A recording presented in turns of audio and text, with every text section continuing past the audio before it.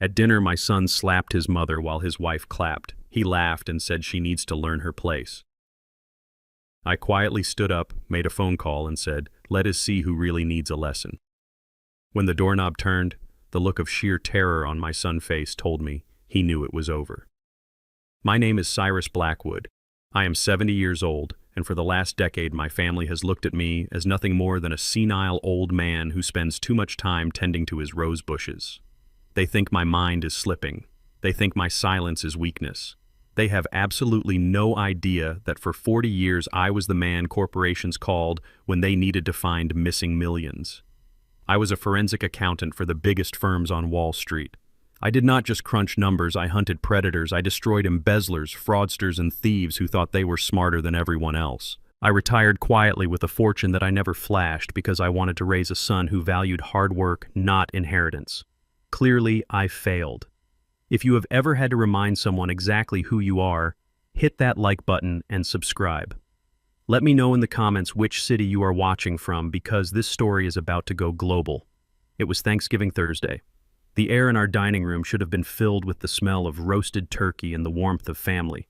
Instead, it smelled of expensive perfume and entitlement. My wife Beatrice had spent 2 days cooking. She made her signature collard greens, cornbread dressing, and sweet potato pie.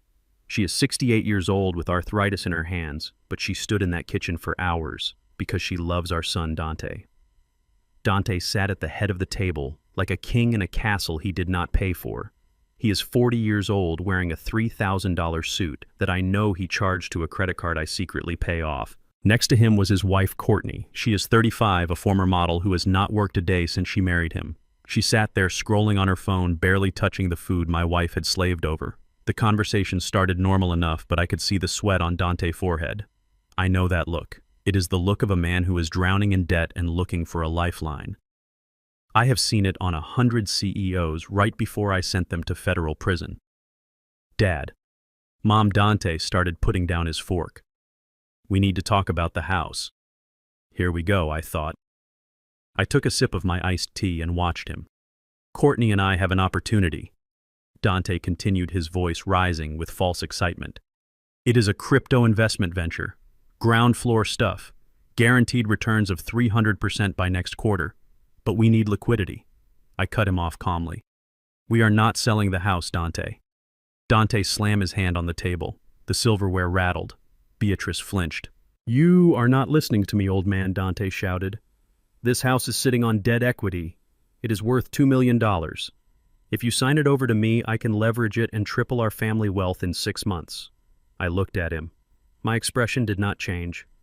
Son, you have not made a profit in your own business in 5 years. You are not touching this deed. This is your mother home. Courtney let out a sharp, cruel laugh. She did not even look up from her phone. God, you two are so useless, she muttered. You are sitting on a gold mine and you are too stupid to use it. You should just die and get out of the way. Beatrice gasped. She looked at Courtney with tears in her eyes. Courtney, how can you say that? We have given you everything. We let you live in the penthouse downtown. We pay for your car. Shut up, Beatrice, Courtney snapped. You give us crumbs. You hoard the real money. Dante's face turned red. He stood up. His chair scraped violently against the hardwood floor.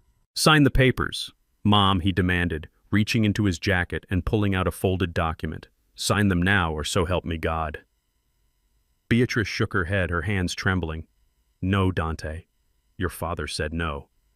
That was the moment the world stopped. Dante swung his hand back and struck his mother across the face. The sound was like a whip cracking. It was loud, violent, and sickening. My wife, my gentle Beatrice, who has never hurt a soul, fell out of her chair and hit the floor hard. Her glasses flew off and shattered against the baseboard.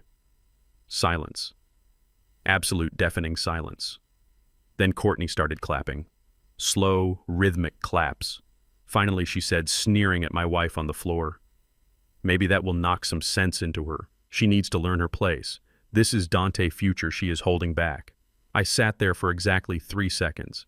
In those 3 seconds, the father in me died, and the forensic hunter woke up. I looked at Dante. He was breathing hard, rubbing his hands, staring at his mother with a mix of adrenaline and rage. He did not look sorry. He looked empowered. I stood up.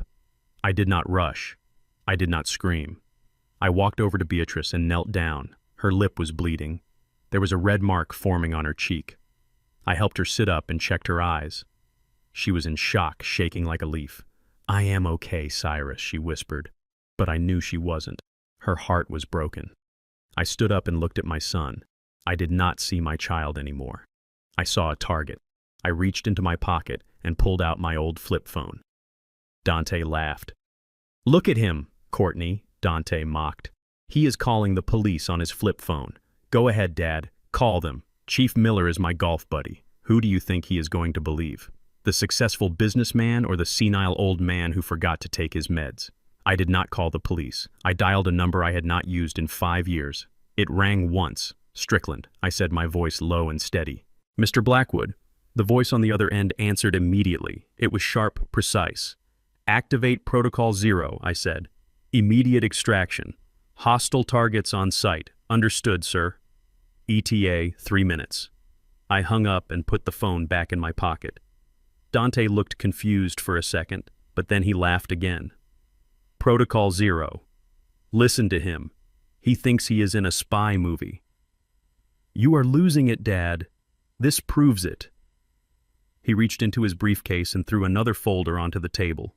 It slid across the wood and stopped in front of me. "Read it," old man Dante spat.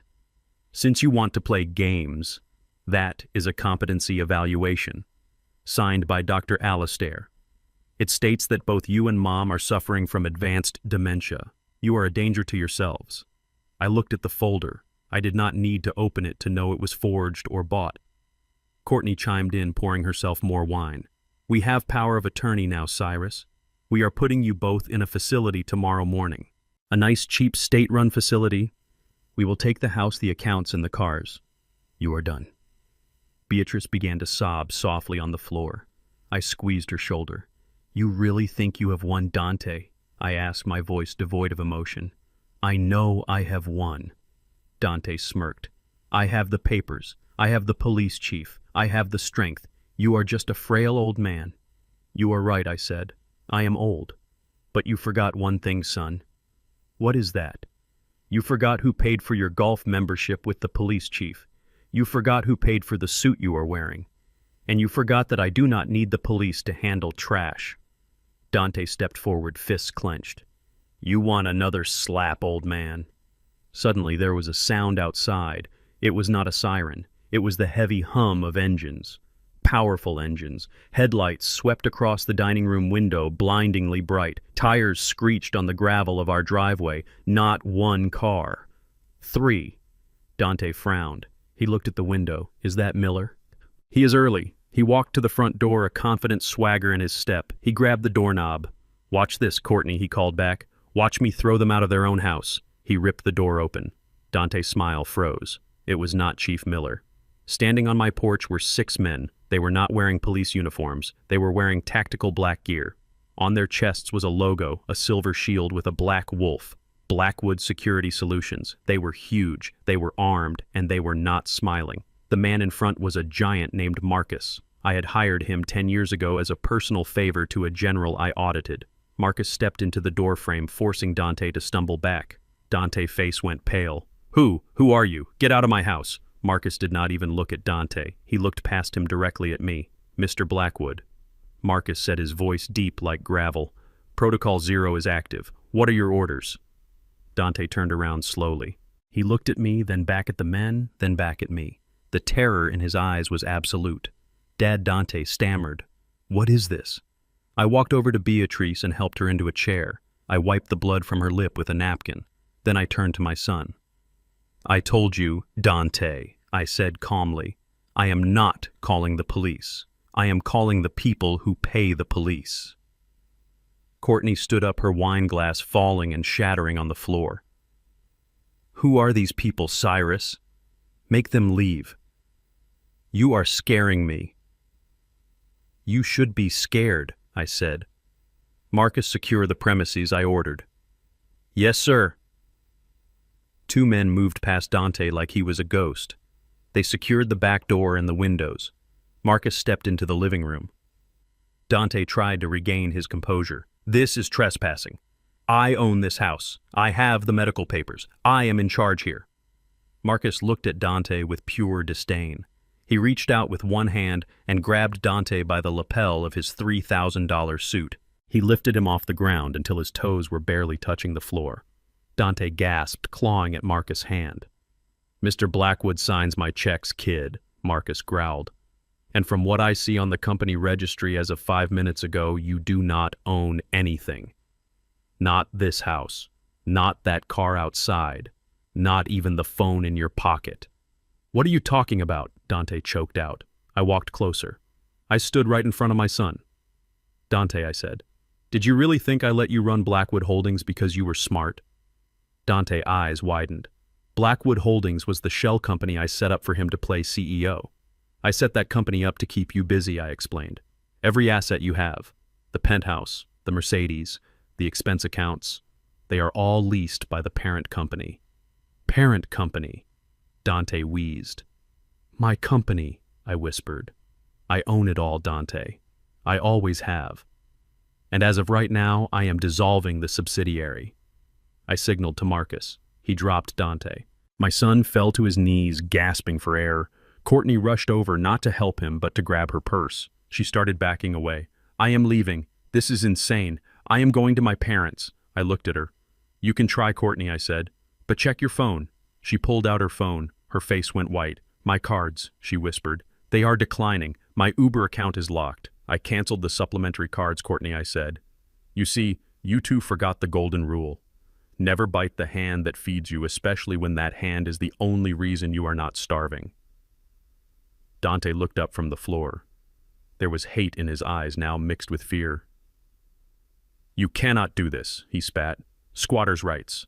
We have lived in the penthouse for 5 years. You have to evict us. It will take months." I smiled. It was not a nice smile. "Actually, Dante, I do not have to evict you, because you do not have a lease. You were guests, and guests can be removed for bad behavior." I turned to Marcus. "Get the keys," I said. Marcus held out his hand. "Car keys, house keys, watch." What? Dante screamed, clutching his wrist. "This is my Rolex. You gave it to me for my birthday. It is company property listed as a promotional asset," I corrected. "Hand it over." Dante hesitated. Marcus stepped forward and cracked his knuckles. Dante quickly unclasped the watch and dropped it into Marcus' hand along with his car keys. Courtney threw her keys on the floor, screaming, "You are a monster. You are enjoying this." I looked at my wife sitting in the chair holding an ice pack to her face. Enjoying it, I asked softly, "No, Courtney. There is no joy in realizing you raised a monster. There is no joy in seeing your wife bleed because your son is a greedy coward. This is not joy. This is cleanup." I turned back to Dante. "You have 30 minutes, I said, checking my watch. 30 minutes for what? Dante asked, his voice trembling. "To get out of my sight," I said. "Not just out of this house, out of my life. If you are still on my property in 31 minutes, Marcus has instructions to treat you as a hostile intruder." Dante scrambled to his feet. "But where will we go? We have no money." "You froze the accounts. There is a homeless shelter on 5th Street, I suggested. They serve turkey tonight. Maybe you will learn some gratitude there." Dante glared at me. "This isn't over, old man. I have rights. I will sue you. I will drag you through court. I will tell everyone you are abusive." "Go ahead," I said. "But before you do, you might want to look at the corner of the room." I pointed to the smoke detector on the ceiling. There was a tiny red light blinking. "I installed cameras 3 months ago," Dante, I revealed. "Because money was going missing from the house. I thought maybe it was the cleaning lady. Turns out it was you." Dante's face fell. "I have footage of you slapping your mother," I said. "High definition. Audio and video. If you try to sue me, if you try to go to the media, if you even breathe in my direction, I will hand that footage to the district attorney. Assault on an elderly person is a felony, Dante. Do you want to go to prison?" Dante looked at Courtney. Courtney looked at the door. "Let us go," Courtney hissed, grabbing Dante's arm. "He is crazy." They ran. They did not even grab their coats. They ran out of the front door into the cold November night. I watched them go. I watched them try to get into the Mercedes, only to realize they didn't have the keys. I watched them argue in the driveway. I watched them start walking down the long, dark road towards the main highway. Marcus walked up beside me. "Do you want us to follow them, sir?" he asked. "No," I said, closing the door. "Let them walk. It is a long walk to the bottom." I turned back to Beatrice. She was looking at me like she had never seen me before. "Cyrus," she whispered. "Who are you?" I walked over and kissed her forehead. "I am just the gardener, Beatrice," I said softly. "But sometimes you have to pull up the weeds to save the flowers." But I knew this was just the beginning. Dante was desperate. Courtney was vicious. They would not just walk away, they would find a way to strike back, and I was right. 10 minutes later, my phone rang. It was an unknown number. I answered it. "Hello, Dad." It was Dante. He was panting. He sounded manic. "You think you are smart, don't you?" he spat. "You think you took everything." "I took what was mine," I replied. "You missed something," Dante said, his voice dropping to a sinister whisper. "You forgot about the safe in the penthouse." I frowned. "What safe?" "The one in the guest bedroom," Dante said. "The one where you keep your old files. The files from the 90s. The files about the Panama accounts." My blood ran cold. Those files were supposed to be destroyed 10 years ago. They contained sensitive information about clients who were dangerous, very dangerous men. I made copies. Dad. Dante laughed. "And if you don't unlock my cards and transfer $5 million into my offshore account by midnight, I am going to email them to the cartel." He hung up. I stood there in the silence of my dining room. My wife was safe for now, but my son had just declared war. He did not realize he was threatening a man who used to eat threats for breakfast. I looked at Marcus. "Get the car," I said. "Where are we going, sir?" Marcus asked. "We are going to the penthouse," I said, buttoning my jacket. "And bring the heavy equipment. My son wants to play gangster. I am going to show him what a real gangster looks like." The night was just getting started. The wind on the porch was biting, cutting through the thin fabric of Dante, $3,000 suit. He stood by the driver's side of the matte black Mercedes G-Wagon, his hand pulling uselessly at the handle. The car was locked. The lights did not flash. It sat there like a $200,000 paperweight. "Open it!" Dante screamed, slamming his fist against the window. He looked at me, his eyes wild with panic and rage. "Give me the remote access, Dad. I am leaving." I stood on the top step, my hands deep in my pockets. Beside me, Marcus, the head of my security team, crossed his massive arms. He looked like a statue carved out of night and granite. "That isn't your car, Dante," I said, my voice carrying easily over the wind. "It is my car," Dante yelled. "You gave it to me. It has my initials on the seats." I shook my head slowly. "No, son. I let you drive it. There is a difference. That vehicle is registered to Blackwood Holdings. It is classified as a corporate transport asset. And since you are no longer the CEO of Blackwood Holdings as of 10 minutes ago, you are no longer authorized to operate it." Dante's face twisted. "You cannot do this. This is theft. It is asset recovery," Marcus rumbled, stepping down the stairs. Marcus moved with a speed that defied his size. He was on Dante in a second. He did not strike him. He simply invaded his space, forcing Dante to back up against the cold metal of the SUV.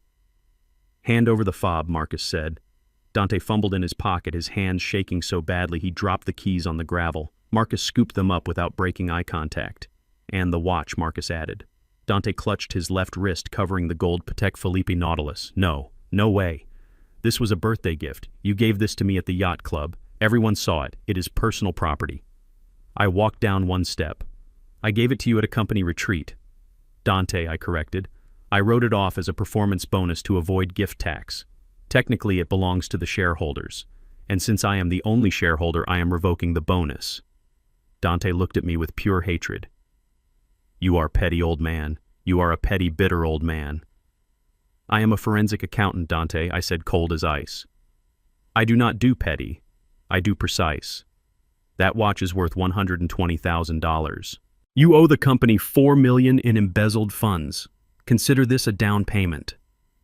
Marcus held out his hand. Dante hesitated. Marcus leaned in and whispered something I could not hear, but Dante's face drained of all color. He quickly unclasped the heavy gold band and dropped the watch into Marcus' palm. "There, I hope you choke on it," Dante spat, rubbing his bare wrist. He turned to Courtney, who was shivering in her heels, her arms wrapped around herself for warmth. "Come on, babe," Dante said, trying to salvage a shred of dignity. "We are getting an Uber. We are going home. We do not need this trash. He pulled out his phone to summon a ride. Courtney looked at me, her eyes narrowing. She stepped forward, the gravel crunching under her designer soles. She pointed a manicured finger at my face. "You think you are so smart, Cyrus," she hissed. "But you made a mistake, a big legal mistake." I raised an eyebrow. "Did I?" "Yes, you did," she said, a smug smile touching her lips. "You kicked us out of this house, fine. But the penthouse downtown, the one on Fifth Avenue, that is our primary residence. We have established tenancy. You cannot just lock us out. We have rights. I know the law. If you try to stop us from entering our home, I will call the police and have you arrested for illegal eviction. I will sue you for every penny you have left." I looked at her. I looked at the confidence in her face, the arrogance of a woman who has never had to work for a roof over her head. I actually laughed. It was a dry, short sound. "Courtney," I said, "you really should have read the papers you signed when you moved in." "What papers?" she snapped. "The lease. It is a standard lease. It is a corporate housing agreement," I said. "Specifically, it is an executive lodging contract." "So what?" she challenged. "It means we live there. It means your occupancy is contingent on employment," I explained, speaking slowly so they would understand the absolute ruin they were facing. Clause 14b of the agreement states that upon termination of employment for cause specifically for criminal misconduct, the occupant must vacate the premises immediately. Dante looked up from his phone. "Criminal misconduct. Assaulting your mother is a crime, Dante," I said. "Embezzling funds is a crime." Courtney's face wavered. "But you have to give us 30 days. "Everyone gets 30 days. "Not in corporate housing," I said. I checked my watch, the simple Timex I have worn for 20 years. "You have 30 minutes, I said. 30 minutes for what Dante asked. "To get your things," I said. "My team is already there. They are boxing up your clothes and your personal items. Anything bought with company cards stays. Anything that is actual personal property will be left on the curb in 30 minutes. After that, the locks change, the codes reset, and the building security has a photo of both of you with instructions to call the police on site." "You are bluffing," Dante screamed. "You cannot do that in 30 minutes. I pulled my phone out and tapped the screen. I turned it around to show them the live feed from the security cameras in the penthouse. On the small screen, they saw men in black uniforms moving efficiently through their living room. They were placing items into cardboard boxes. They were not being gentle. "That is my Chanel bag," Courtney shrieked, reaching for the phone. "That is my fur coat. Those were bought with the corporate Amex," I said, pulling the phone back. "They stay. The boxes on the curb will contain your underwear, your toothbrushes, and whatever clothes you actually paid for with your own money, which from my audit looks like almost nothing." "You are a monster," Courtney screamed, lunging at me. "You are ruining us." I did not flinch. Marcus stepped between us, a solid wall of muscle. "I did not ruin you," I said. "I just stopped paying for your delusions." Dante was frantically tapping on his phone. His thumbs were blurring across the screen. He was ignoring the argument, focused entirely on the glowing rectangle in his hand. "I know what you are doing, Dante," I said. He did not look up. "I have money," he muttered. "I have the rainy day fund, the offshore account you do not know about. I stashed it away. 200 grand. I am moving it right now. We are going to a hotel, and tomorrow I am hiring the best lawyer in the city." I watched him. I watched the hope in his eyes. "Go ahead, son," I said softly. "Press transfer." Dante smirked. "Watch me." He pressed the button with a flourish. He held the phone up like a trophy, waiting for the confirmation screen. The phone pinged, but it was not a confirmation. Dante's smile vanished. His brow furrowed. He tapped the screen again. "What the hell?" he whispered. Another ping, louder this time. He put the phone on speaker without thinking. The robotic voice of the bank automated system cut through the cold night air. "Access denied. This account has been frozen due to suspicious activity reported by the primary guarantor. Please contact the fraud department immediately." Dante stared at the phone. He looked like he had been shot. "Primary guarantor," he whispered. "But I opened this account. It is in my name." I stepped closer, leaning in so he could see the lack of mercy in my eyes. "You opened it when you were 19, Dante," I reminded him. "You had no credit. I co-signed. I have been the guarantor on every account you have ever had. Did you think I just forgot?" "You froze it," Dante said, his voice trembling. That is my money. I earned that. You stole it, I corrected. That money came from vendor kickbacks you set up 3 years ago. I tracked every cent. That is not a rainy day fund, Dante. That is evidence. And I just handed it over to the bank fraud division. Dante dropped his phone. It hit the gravel face down, cracking the screen. He fell to his knees, not in prayer, but in total defeat. I have nothing, he choked out. No house, no car, no money. Courtney stared at him. The realization was washing over her. The lifestyle she had married into the safety net she thought was ironclad had just evaporated into thin air. She looked at Dante on the ground, weeping like a child. Then she looked at me standing tall and untouched. She let out a scream that sounded more animal than human. It was a scream of pure frustration and entitlement. She launched herself at me. Her fingers were curled into claws, aiming for my eyes. "You old devil," she screamed. "I will kill you." She did not get close. Marcus caught her by the wrist in midair. He twisted her arm behind her back, not enough to break it, but enough to immobilize her instantly. Courtney howled in pain, kicking at Marcus' shins. "Let me go." Marcus looked at me. "Permission to remove the trash, sir." I looked at my daughter-in-law. Her mascara was running. Her face was twisted in an ugly mask of greed and hate. "Permission granted," I said. Marcus marched her down the driveway. She was screaming curses, dragging her heels, but she was powerless against him. He threw her toward the street where she stumbled and fell onto the asphalt. Dante looked up at me. Tears were streaming down his face. "Dad, please," he begged. "Where am I supposed to go?" I looked down at him. I felt a twinge in my chest, a small echo of the love I once had for the boy I taught to ride a bike. But then I looked at the window of my house where my wife was sitting with a bruised face, and that echo died. "You figure it out, Dante," I said. "You are a smart boy, or at least you always told me you were." I turned my back on him. I walked up the stairs to my porch. "Dad, wait," Dante called out, his voice breaking. "Dad, please." I opened the front door. The warmth of the house spilled out. "Goodbye, Dante," I said. I closed the door and locked it. The heavy deadbolt slid into place with a sound that felt like a gavel coming down. I stood in the hallway for a moment listening. Outside, I heard the wind. I heard Courtney screaming at Dante. I heard Dante sobbing, and then I heard the sound of footsteps fading away into the darkness. I walked into the living room. Beatrice was waiting for me. She looked at me with sad, tired eyes. "Is it done?" she asked. I sat down next to her and took her hand. "Part 1 is done," I said. "They are gone. They have nothing." Beatrice sighed a long, shaky breath. "But they will be back, Cyrus," she said. "You know they will. They are desperate now." "I know," I said. I pulled out my phone. I had one more call to make tonight. "Who are you calling?" Beatrice asked. "The hotel," I said. "Which hotel?" "The one downtown. The one Dante and Courtney are going to try to check into once they realize they have nowhere else to go." "But you froze their cards," Beatrice said. "They cannot pay." "They will try to use my name," I said, dialing. "They will try to run up a bill on the family reputation. I need to make sure the manager knows that the Blackwood name is closed for business." I put the phone to my ear. "Hello, this is Cyrus Blackwood. Connect me to security. We have a situation." The night was far from over. My son and his wife were down, but they were not out, and a cornered animal is the most dangerous kind. I knew Dante. I knew his pride. He would try to hurt me.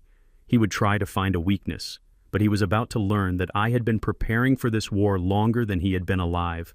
You think you know desperation, but you do not know it until you see a man realize his entire existence is a lie. Dante stood in the foyer, his chest heaving, his eyes darting around the room like a trapped rat. The freezing of the accounts had broken him, but it had also made him dangerous. He reached behind his back. Beatrice screamed, "No, Dante, do not do it." I did not move. I did not flinch. I just watched as my son pulled a Glock 19 from his waistband. It was a matte black pistol. I knew it well. I paid for the permit, I paid for the gun, I paid for the shooting lessons he never attended. He pointed the barrel directly at my chest. His hand was shaking so hard the sight was dancing all over my shirt. "Give me the codes, old man," Dante screamed. "Unlock the accounts, transfer the money. Do it now, or I swear to God I will put a bullet in you." Courtney was in the corner holding her phone, her eyes wide but calculating. She was not stopping him. She was waiting to see if he would win. Dante put the gun down. I said, my voice dropping an octave. "You have never fired a weapon in anger. You will miss, or you will kill your mother by accident. Shut up, Dante yelled, stepping closer. I am not playing. I want $5 million. Transfer it. Marcus, the head of my security team, was standing 6 feet to Dante left. He had not drawn his weapon. He did not need to. He looked at me, waiting for the signal. I looked at my son. I looked at the boy I had carried on my shoulders. And I realized that boy was dead. This was just a stranger with a gun. I nodded once. Marcus moved. It happened so fast that if you blinked, you missed it. Marcus stepped in, slapping the barrel of the gun to the side. The shot went off. Bang! The bullet buried itself in the plaster of the ceiling. Beatrice shrieked and covered her head. Before Dante could pull the trigger again, Marcus had his wrist. There was a sickening crunch sound, the sound of small bones snapping under immense pressure. Dante screamed, dropping the gun. Marcus did not stop there. He kicked Dante in the knee, forcing him to the ground. Then, he picked up the Glock. Marcus looked at the gun with disgust. He ejected the magazine and cleared the chamber. Then, with a display of strength that was terrifying to witness, he grabbed the slide and the frame and twisted. Metal groaned. The polymer frame cracked. He literally broke the weapon in his hands and dropped the pieces on the floor next to Dante's sobbing face. Asset neutralized, Marcus said, stepping back. Dante was curled in a ball, clutching his broken wrist, wailing like a siren. My wrist. You broke my wrist. I stood over him. You pulled a gun on your father, I said. You are lucky Marcus did not break your neck. But the war was not over. It was just shifting battlefields. I turned to look for Courtney. She was not helping her husband. She was not checking his wrist. She was standing by the window, the red light of her phone recording. She was live streaming. Help us, please, help us!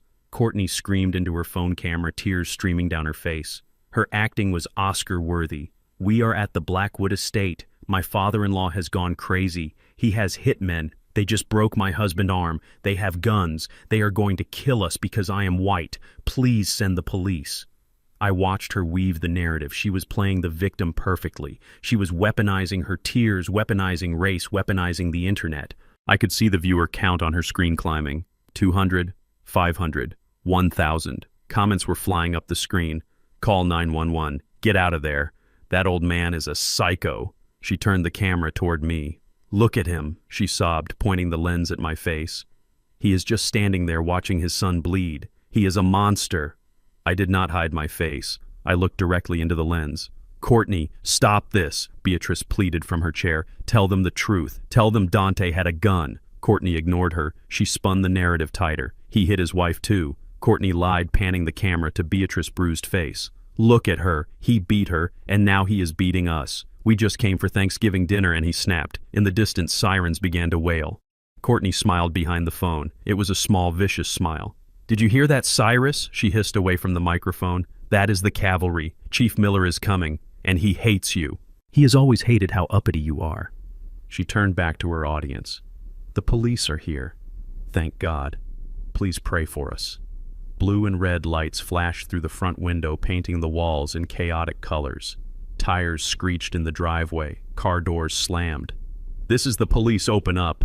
It was Chief Miller's voice. Courtney ran to the door, flinging it open. Chief, help us, she screamed, throwing herself into his arms. He has mercenaries. He broke Dante's arm. Chief Miller stormed in. He is a big man with a red face and a history of looking the other way for the right price. Dante had been buying him steak dinners for 3 years. Miller had his hand on his holster. 2 deputies came in behind him, shotguns raised.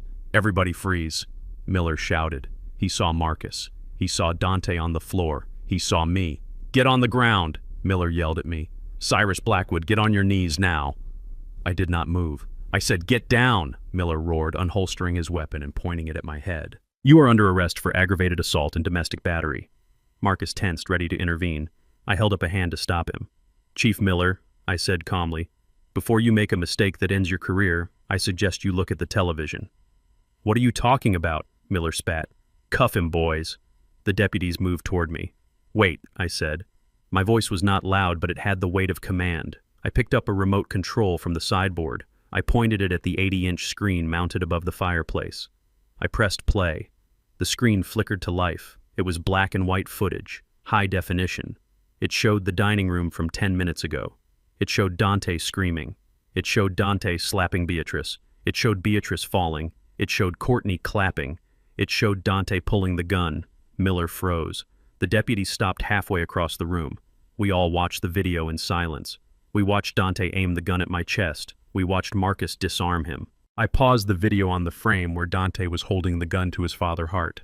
I turned to Miller. "Self-defense, Chief," I said. "Clear cut. Stand your ground. Castle doctrine. Pick your statute." Miller lowered his gun slightly. He looked at Dante moaning on the floor. He looked at Courtney, who had gone pale. Her phone still clutching in her hand, but the live stream paused. "But she said you beat your wife?" Miller stammered, pointing at Courtney. I fast-forwarded the video. It showed Dante hitting his mother. Miller's face turned a shade of purple. He realized he had been played. He realized he was about to arrest the victim on a lie. But he was stubborn. He was Dante's friend. "This is still excessive force," Miller grunted, trying to find a way out. "You hired thugs. That is a private military contractor. That is illegal." I sighed. I reached into my pocket. The deputies flinched. I pulled out my phone. "I am not calling my lawyer, Miller," I said. "I am calling your boss." "Who?" Miller asked. "The governor," I said. I dialed. I put it on speaker. It rang twice. Cyrus' voice boomed. It was Governor Hastings. I helped him uncover a tax fraud ring in his opponent campaign 4 years ago. He owes me his seat. "Happy Thanksgiving, old friend. Why are you calling so late?" "Governor," I said, "I have a situation. Chief Miller from the local precinct is in my living room. He is threatening to arrest me because my son pulled a gun on me and I defended myself." There was a silence on the line. A dangerous silence. "Put him on," the governor said. His voice was no longer friendly. It was steel. I held the phone out to Miller. Miller's hand shook as he took it. "Governor," he squeaked. "Miller," the governor voice thundered, filling the room. "If you put one finger on Cyrus Blackwood, I will have your badge, your pension, and your freedom by sunrise. Do you understand me?" "Yes, sir," Miller whispered. "Cyrus is the reason this state is not bankrupt," the governor continued. "He is a patriot. If he says it was self-defense, it was self-defense. Now clean up your mess and get out of there." Miller handed the phone back to me like it was made of lava. He turned to his deputies. "Put the cuffs away," Miller barked. He looked down at Dante. "Get up, Dante," Miller said, his voice cold. Dante looked up confused. "Miller, you have to help me." He broke my wrist. "You drew a weapon on a homeowner," Miller said, reciting the law to cover his own back. "You committed assault. You filed a false police report." Courtney tried to step in. "But Chief, the live stream." "Shut up," Miller snapped at her. "You lied to an officer. That is obstruction." He pointed at the door. "Get out," Miller ordered. "Both of you. Before I arrest you for attempted murder." Dante scrambled up, cradling his broken wrist. Courtney looked around, realizing her audience had turned on her, realizing her shield was gone. "But we have nowhere to go," Courtney wailed. "That is not police business," Miller said. "Get off the property, now!" Dante stumbled toward the door, leaning on Courtney. He looked back at me one last time. There was no arrogance left, only fear. I stood there watching them leave. My house was a mess. My wife was injured. My son was a criminal. But I was still standing. Miller tipped his hat to me. He looked terrified. "Happy Thanksgiving, Mr. Blackwood," Miller mumbled. "Sorry for the disturbance." He hustled his deputies out the door, leaving us in the silence of the aftermath. I looked at Beatrice. She was holding the ice pack, weeping softly. I walked over and sat down. "The live stream," I asked. Marcus checked his tablet. "It is still up, sir, but the comments have turned. Someone leaked the security footage you just showed. The internet knows the truth. They are tearing Courtney apart." "Good," I said, but I knew Dante. I knew his greed. He would not stop. He needed money. He needed a win. And if he could not get it from me, he would try to get it from the only other person I cared about. My phone pinged. A text message. It was not from Dante. It was from an automated security alert I had set up years ago. "Unauthorized entry detected. Location guest house." My blood ran cold. The guest house. That was where my grandson Leo slept when he visited. Dante did not just leave. He circled back. I looked at Marcus. "They took the boy," I said, standing up. The night had just turned from a battle into a war, and this time I was not going to aim for the wrist. The temperature dropped to 30 degrees that night. It was the kind of cold that bypasses the skin and settles directly into the bone. I watched the GPS tracker dot on my phone moving slowly down the main avenue. Dante and Courtney were walking. They had no choice. Their Uber accounts were suspended. Their cards were frozen. And nobody picks up hitchhikers in $3,000 suits on the side of the highway. They were dragging 2 Louis Vuitton suitcases that my security team had tossed onto the curb. I could only imagine the scene. Courtney was likely shivering in that thin silk dress, her heels clicking violently against the asphalt. Dante would be cradling his broken wrist, the pain medication wearing off and the reality of his situation setting in. They stopped under a streetlight 3 blocks from the city center. I tapped into the audio feed from Dante's phone. I had not cut his service yet. I wanted to hear them break. "This is your fault," Courtney screamed, her voice cracking against the wind. "You said he was senile. You said he was weak. You said we would have the money by dinner." "Shut up," Courtney, Dante snapped back. I can hear the pain in his voice. My wrist is throbbing. "I need a doctor." "You need a brain," Courtney hissed. "You pulled a gun on him, Dante." "A gun? We are going to jail." "We are not going to jail," Dante argued, but he sounded unsure. "He is my father." "He won't press charges. He just wanted to scare us. We just need to get to a hotel. We will sleep. We will regroup. Tomorrow I will call my contacts.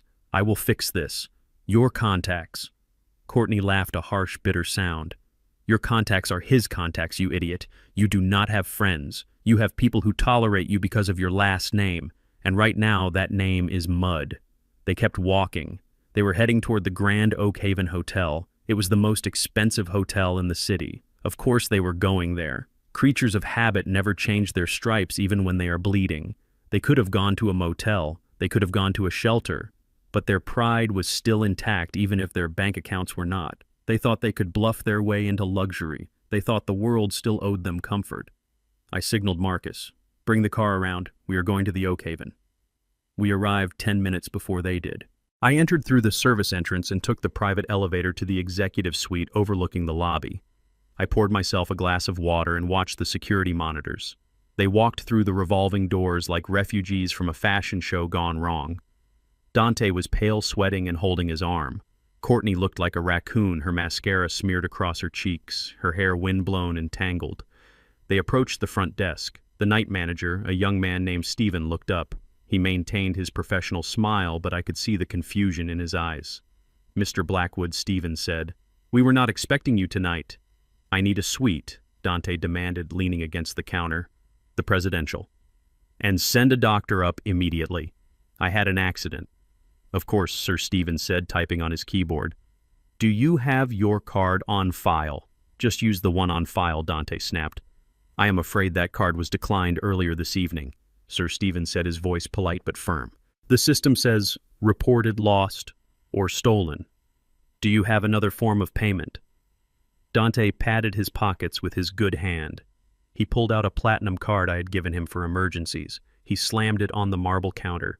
"Use this one, and hurry up." "My wife is freezing." Steven took the card. He swiped it. Beep! The red light on the terminal flashed. "I am sorry," Sir Steven said, sliding the card back. "This one is also declined. Code 05. Refer to issuer." Dante's face turned purple. "Try it again. It is a platinum card. It has no limit." "I have tried it twice," Sir Steven said. "It is dead." Courtney shoved Dante aside. She slammed her hand on the counter. "Do you know who we are?" she shrieked. "This is Dante Blackwood. His father owns half this city. We stay here every month. Stop playing games and give us a key or I will have you fired. I want to speak to your manager." "I am the night manager, ma'am," Steven said, his patience wearing thin. "And without a valid form of payment, I cannot check you in. Those are the rules." "Screw the rules," Dante yelled. He grabbed a vase of flowers from the counter and threw it. It shattered on the floor water and roses spilling everywhere. "Call the owner. Call him right now. Tell him Dante Blackwood is here, and if I do not get a room, I am going to burn this place down." Security started moving in. 2 large guards approached from the shadows. "Do not touch me!" Courtney screamed as a guard reached for her arm. "I will sue you. I will sue this entire hotel."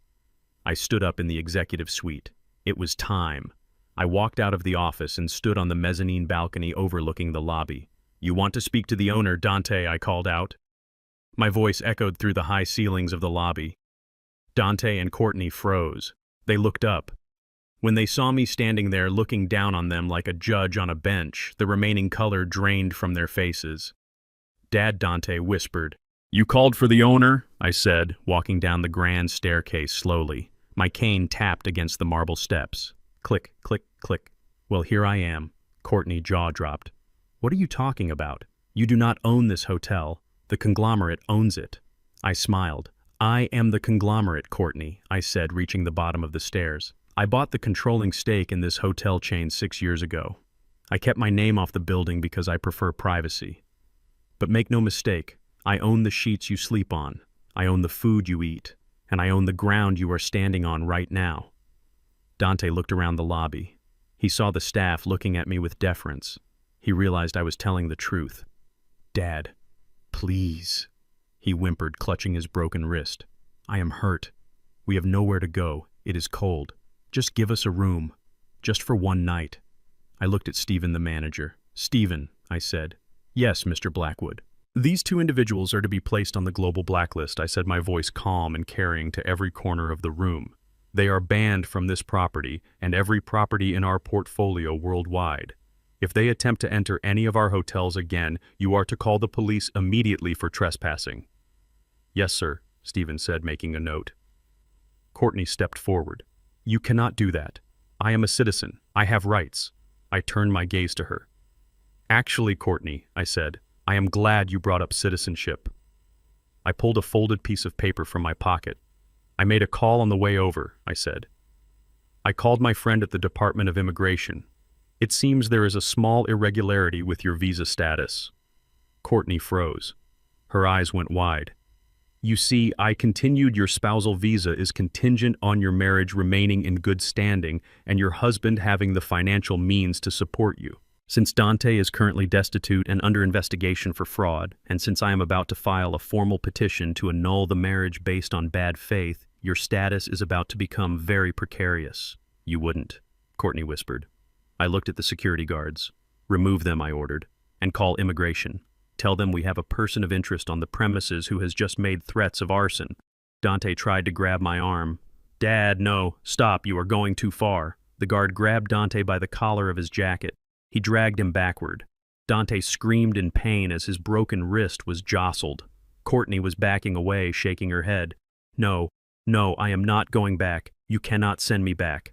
I turned my back on them. I walked over to the front desk. "Stephen," I said, ignoring the screams behind me. "Yes, Mr. Blackwood." "Send a bill for the broken vase to my office," I said, "and have housekeeping clean up this mess. It smells like desperation in here." I did not look back as they were thrown out into the cold for the second time that night. I heard the revolving doors spin. I heard the sirens in the distance. I took the elevator back up to the suite. I sat down and poured the water I had not finished. My hand was shaking slightly. Not from fear, from adrenaline. It is a terrible thing to destroy your own family. But it is a necessary thing when that family has become a cancer. I checked my phone. Strickland had sent a message. "The files are secure. The bank audit is complete. We have enough to put Dante away for 20 years. I closed my eyes. The street outside was quiet again. But I knew this was the eye of the storm. Courtney was cornered. Dante was broken. They would lash out. And tomorrow morning when the sun came up and the hangover set in, they would realize that the only card they had left to play was the one that would destroy us all. They would go for the nuclear option. They would try to destroy my name. Let them try. I built my name in the mud. A little more dirt would not hurt it. The sun had not even fully risen when the doorbell rang. It was a hesitant sound, not the aggressive pounding of the night before. Beatrice was sitting at the kitchen table nursing a cup of tea, her hand still trembling slightly when she lifted the mug. The bruise on her cheek had turned a dark, angry purple. I checked the security monitor. It was Courtney. She was alone. She was not wearing the designer silk dress from last night. She was wearing a pair of jeans and an oversized sweatshirt. Her hair was pulled back in a messy bun and she wore no makeup. She looked like a college student who had just pulled an all-nighter. It was a costume. I knew it was a costume because I knew Courtney spent 2 hours every morning contouring her face just to go to the mailbox. "Do not answer it," Beatrice whispered. "I have to answer it." "Beatrice?" I said, checking the pistol tucked into my waistband at the small of my back. "If I do not, she will just stand there and scream until the neighbors call the police again." and I am tired of the police. I walked to the door and opened it. Courtney fell to her knees the moment the latch clicked. It was a theatrical drop, perfectly timed. She burst into tears before I could even say a word. "Oh God, Cyrus, please help me," she sobbed, clutching at the hem of my pants. I managed to get away from him. He is crazy. Dante is crazy. I looked down at her. I did not offer her a hand. I did not offer her comfort. I simply watched the performance. "Get up, Courtney," I said. "You are ruining the doormat." She looked up, her eyes red and puffy. "You have to believe me, Cyrus. It was all him. He forced me to say those things. He forced me to live stream. He said if I did not help him get the money, he would hurt me. He has a gun, Cyrus. You saw the gun." "I saw him pull a gun," I corrected. "I also saw you clap when he hit his mother. I saw you smile when you thought you were going to win." "That did not look like fear, Courtney. That looked like participation." She shook her head violently. "I was in shock. I was terrified. You do not know what he is like behind closed doors. He beats me, Cyrus. He has been beating me for years." I leaned against the doorframe, crossing my arms. "That is interesting," I said, "because I have the credit card statements for the last 5 years. I see thousands of dollars spent on spa treatments, facials, and massages. I see 0 charges for urgent care emergency rooms or concealer heavy enough to hide a bruise. Usually when a man is abusive, there is a paper trail of pain. With you, there is only a paper trail of pampering." Courtney's face hardened for a split second before she buried it in her hands again, wailing louder. "I ran away," she cried. "I left him at that Motel 6 on the highway. He passed out drunk. I took a cab here. I have nowhere else to go. Please, Cyrus, not for me, but for the baby." The air left the room. Beatrice appeared in the hallway behind me. She had heard. "What did you say?" Beatrice asked, her voice barely a whisper. Courtney looked past me, locking eyes with my wife. She knew exactly who the weak target was. "I am pregnant." "Beatrice," Courtney choked out, clutching her stomach. "I am 10 weeks along. It is a boy. I saw the ultrasound. It is your grandson, the heir to the Blackwood name." I felt Beatrice move beside me. I felt her resolve crumbling. She looked at Courtney's stomach, then at Courtney's tear-stained face. The bruise on Beatrice's cheek seemed to throb, but the hope in her eyes was undeniable. A grandson. It was the one thing we had always wanted, the one thing money could not buy. "A baby," Beatrice whispered. "Yes," Courtney sobbed. "Please, Mom. Do not let your grandson grow up on the street. Dante does not care about him. He said he did not want another mouth to feed. But I want him. I want to be a mother. I want to make this right." Beatrice stepped forward, reaching out a hand. "Cyrus, she is pregnant. We cannot leave a baby out in the cold." I put my arm out, barring Beatrice's path. "She is not coming in." "Beatrice," I said. "Cyrus." Beatrice pleaded, tears filling her eyes. "It is a child, an innocent child. If she is telling the truth, we have a duty." I looked at Courtney.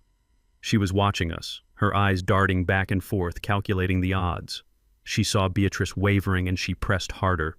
"I will do anything Courtney promised. I will sign a prenup. I will divorce Dante. I will give you full custody if that is what you want. Just please let me in. I am hungry. The baby is hungry."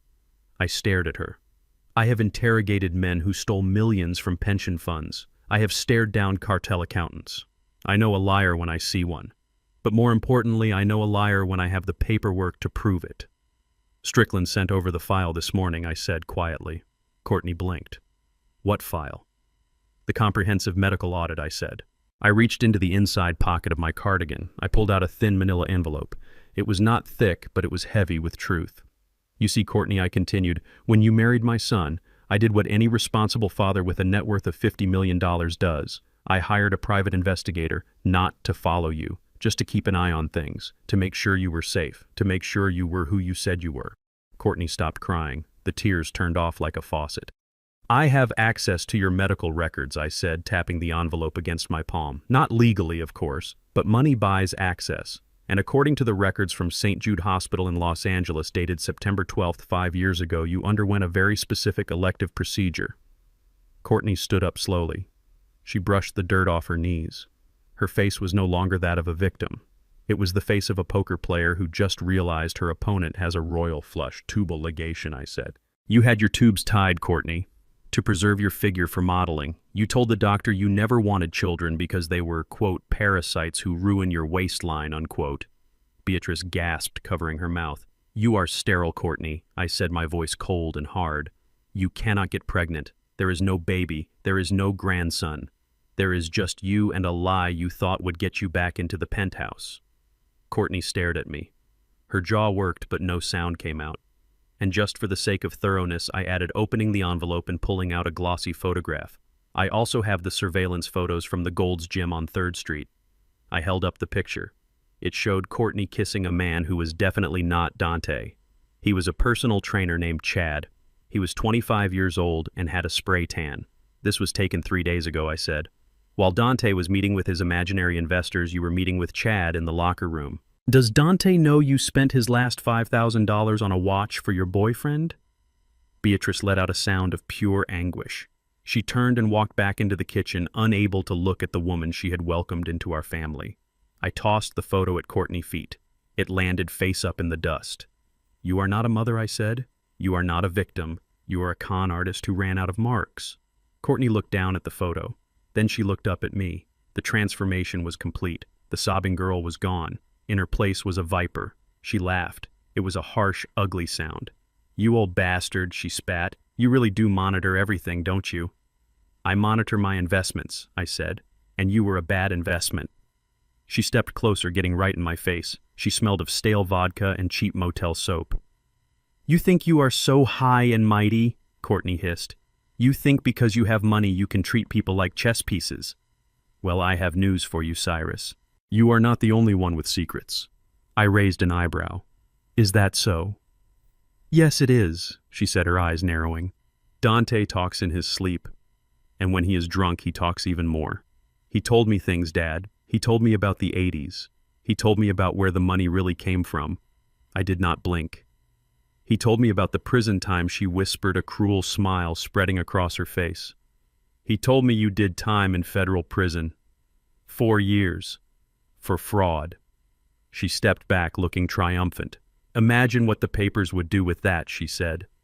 Cyrus Blackwood, the philanthropist, the pillar of the community, is actually an ex-con, a felon. How many of your charity boards would keep you on? How many of your high society friends would invite you to gala dinners if they knew you were a jailbird? I looked at her. I felt a strange sense of calm.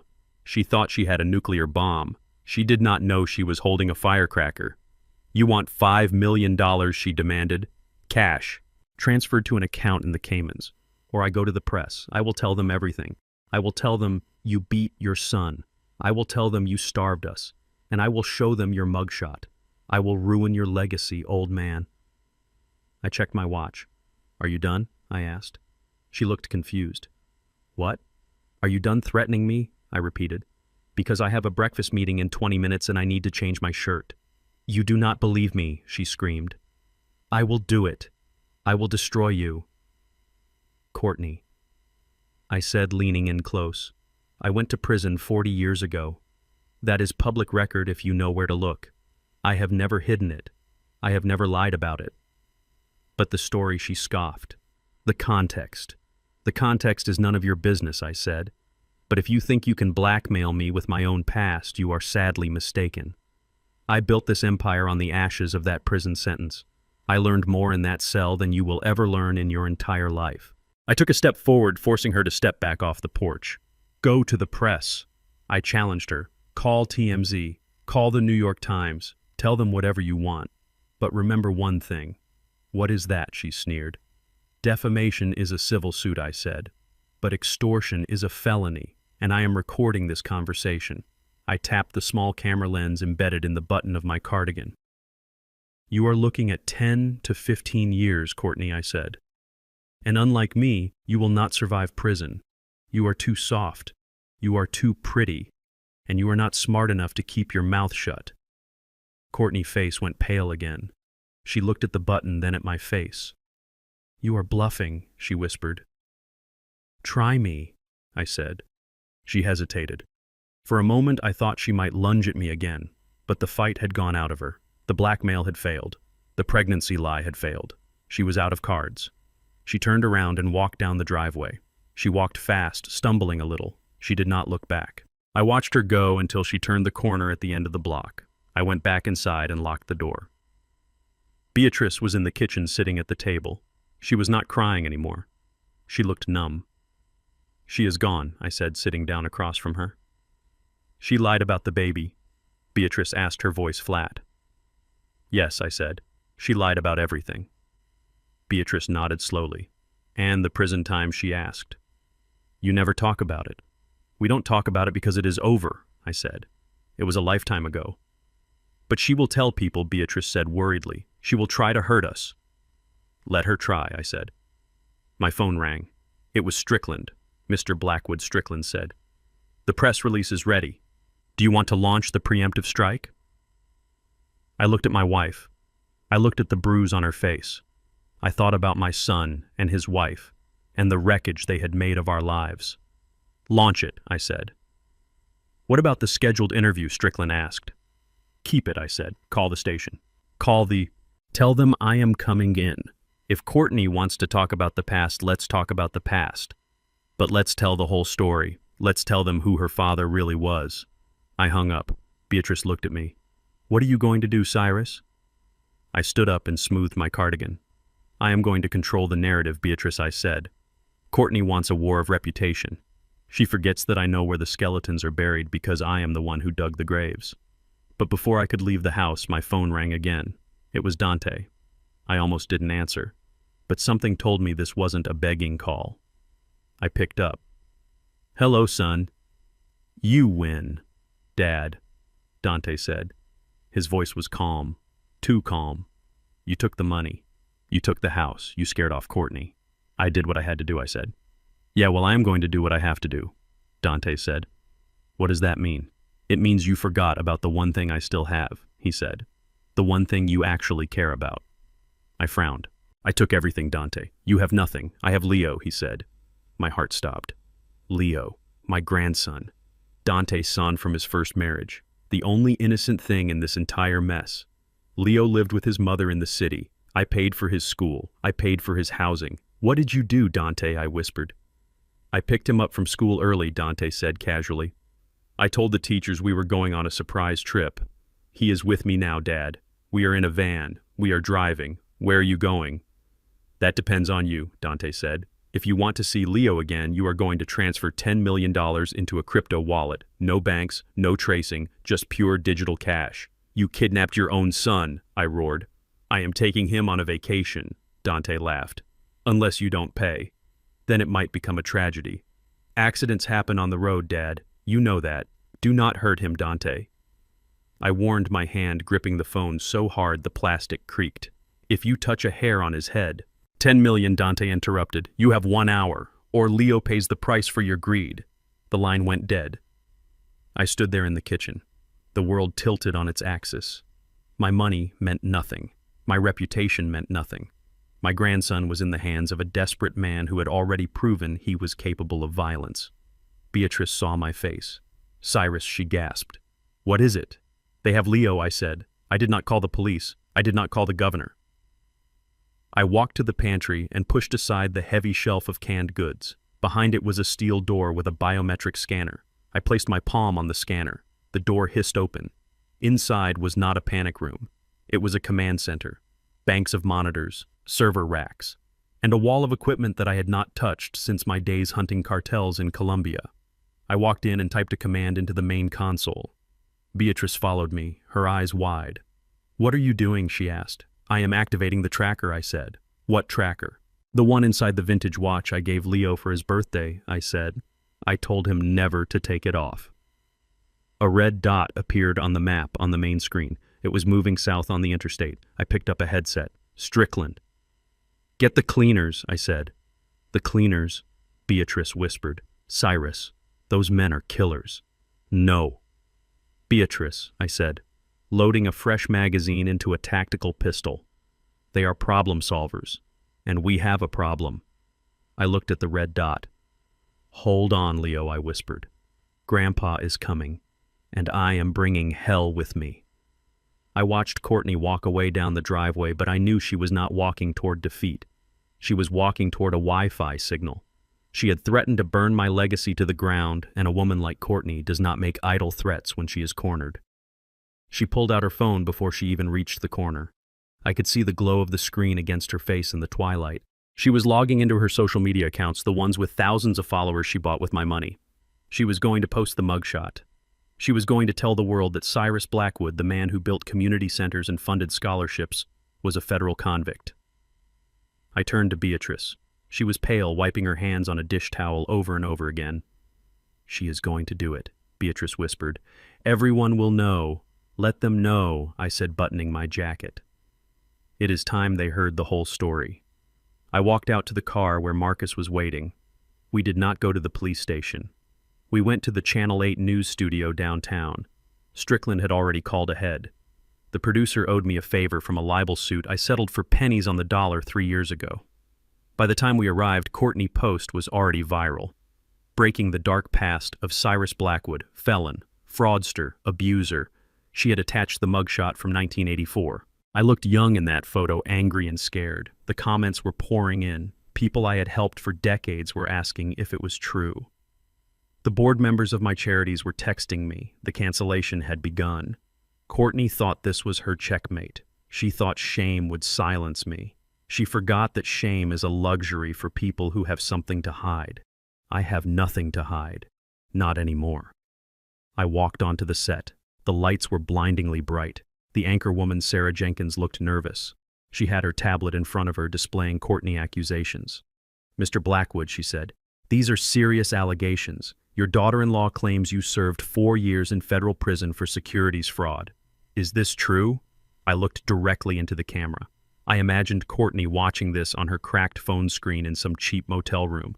"Yes," I said clearly. "I went to prison. In 1984, I was sentenced to 5 years and served 4 at a minimum security facility in Danbury."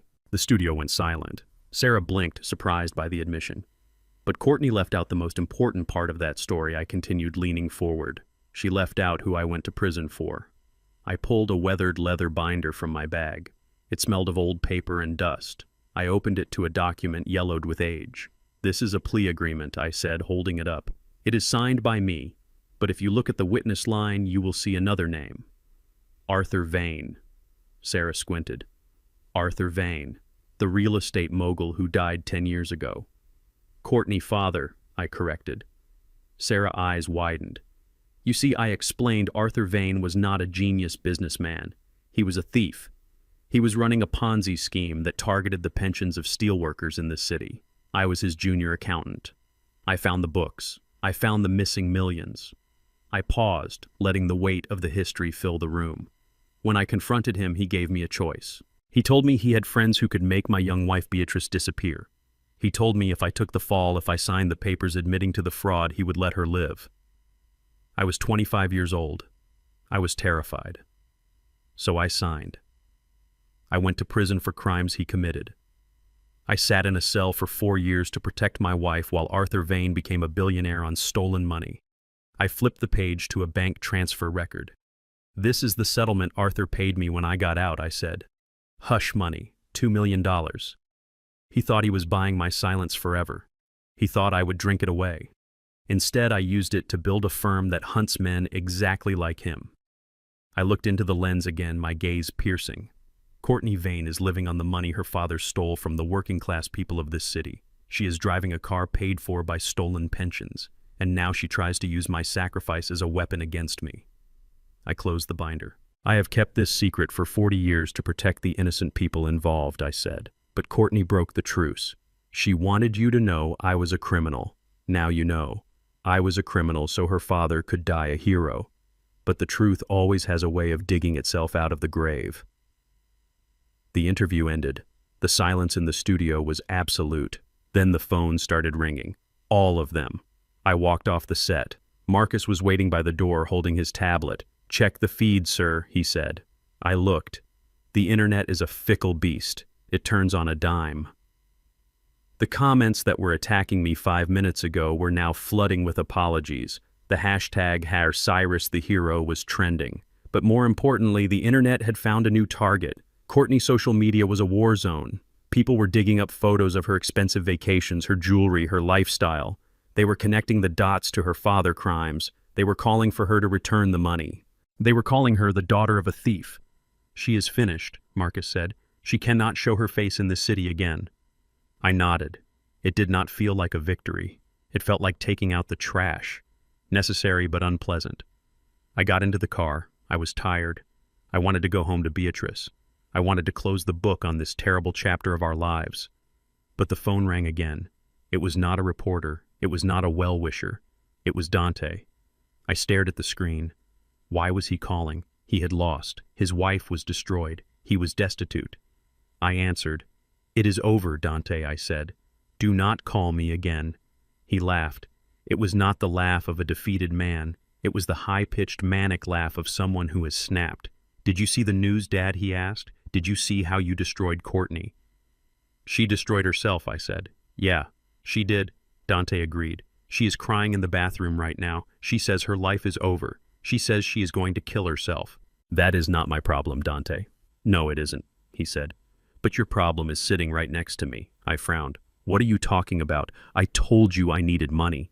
"Dad," Dante said, his voice dropping to a whisper, "I told you I was desperate, but you had to play the hero. You had to go on TV. You had to humiliate us. Dante, stop talking and tell me what you want. I want $10 million, Dante said, "in Bitcoin, within the hour."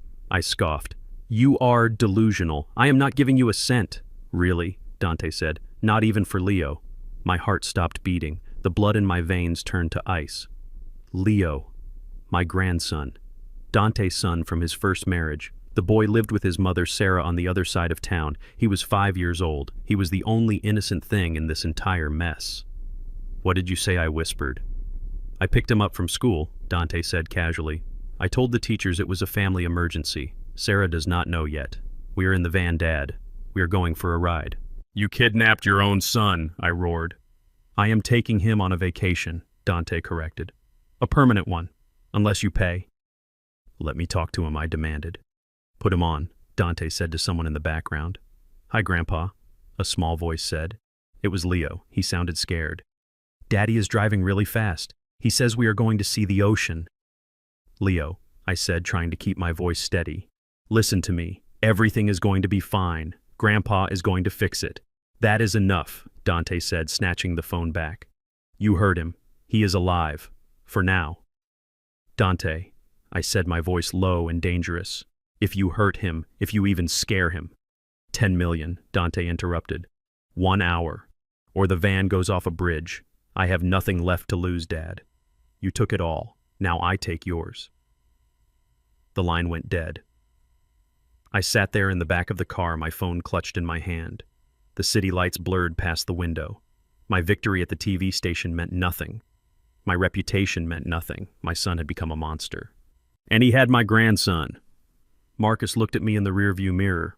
"Sir," he asked, "where to?" I did not say home. I did not say the police station. I leaned forward. "Go to the safe house," I said. "The safe house, sir. The one with the equipment," I said. Marcus' eyes met mine in the mirror. He saw the look on my face. It was a look he had not seen since our days in Colombia hunting men who did not want to be found. "Yes, sir," he said. I looked at my phone. 59 minutes. Dante thought he was playing a game of leverage. He thought he was negotiating. He did not realize that by taking Leo, he had just signed his own death warrant. He was no longer my son. He was a target. And I never miss. Beatrice was hyperventilating. Her hands were gripping the granite countertop so hard her knuckles were white. She looked at me with eyes wide with a terror that no mother should ever have to know. "They have a child, Cyrus," she gasped. "Dante is unstable. He is on drugs or he is drunk. He is going to crash that van. We have to call the police. We have to call the FBI." "No police," I said, my voice cutting through her panic like a knife. "Police means sirens. Sirens mean a high-speed chase, and a chase ends in a wreck. We are doing this my way." I grabbed her arm gently but firmly and led her to the pantry. I pushed aside the heavy shelving unit that held her jars of homemade preserves. Behind it was a panel of reinforced steel painted to match the wall. I placed my hand on the biometric scanner. A green light flashed. With a hydraulic hiss, the wall slid open, revealing a staircase bathed in cool blue light. Beatrice stared into the abyss of my secret life. "What is this?" she whispered. "It is the reason we are still alive, Beatrice," I said, guiding her down the metal stairs. We descended into the bunker. It was not a dark, damp hole. It was a state-of-the-art command center hummed with the sound of server cooling fans. Banks of monitors covered the far wall. A table in the center was covered in maps and tactical gear. Beatrice looked around in disbelief. "You told me this was a wine cellar. You told me you were storing vintage reds down here." I lied, I said, walking to the main console. I typed in a sequence of codes. The screens flared to life. Beatrice walked over to a rack on the wall. It was not holding wine bottles, it was holding rifles, Kevlar vests, night vision goggles. "Cyrus," she said, her voice trembling, "who are you really? You are an accountant. You audit companies." "I was never just an accountant, Beatrice," I said, my fingers flying across the keyboard. "I was a cleaner. I fixed messes for people who could not call the police. And now I am going to fix this." I pulled up the tracking software. The map of the city appeared. A single red beacon was pulsing on the screen. Beatrice looked at the map. "Is that Leo?" "Yes," I said. "How?" I turned to her. "You remember the watch I gave him for his 5th birthday? The one you said was too bulky for a child." Beatrice nodded. "The diving watch. I gutted the internals," I explained. "I replaced the movement with a military-grade GPS tracker and a microphone. It has a 5-year battery life. It is waterproof, shockproof, and Dante-proof." I tapped a key. The audio feed from the watch filled the room. We could hear the hum of tires on pavement. We could hear the radio blaring heavy metal music. And we could hear Leo crying softly in the back seat. "Shut up!" Dante's voice barked over the speakers. "Stop crying or I will give you something to cry about." Beatrice covered her mouth to stifle a sob. I looked at the map. The red dot had stopped moving. They were at the old shipping yards down by the river. It was an industrial wasteland of rusted containers and abandoned warehouses. Perfect for a drop-off. Perfect for a murder. I picked up the secure phone on the desk. I did not dial 911. I dialed a number that did not exist in any phone book. Identify a voice answered instantly. No greeting, just readiness. Blackwood. Authorization Alpha 9. "Go ahead, sir." "I need the cleaners," I said. "Full tactical loadout. Hostage situation. Target is a 5-year-old male. Hostiles are armed and erratic. Location is the shipyard Sector 4. "We are rolling," the voice said. "ETA 6 minutes.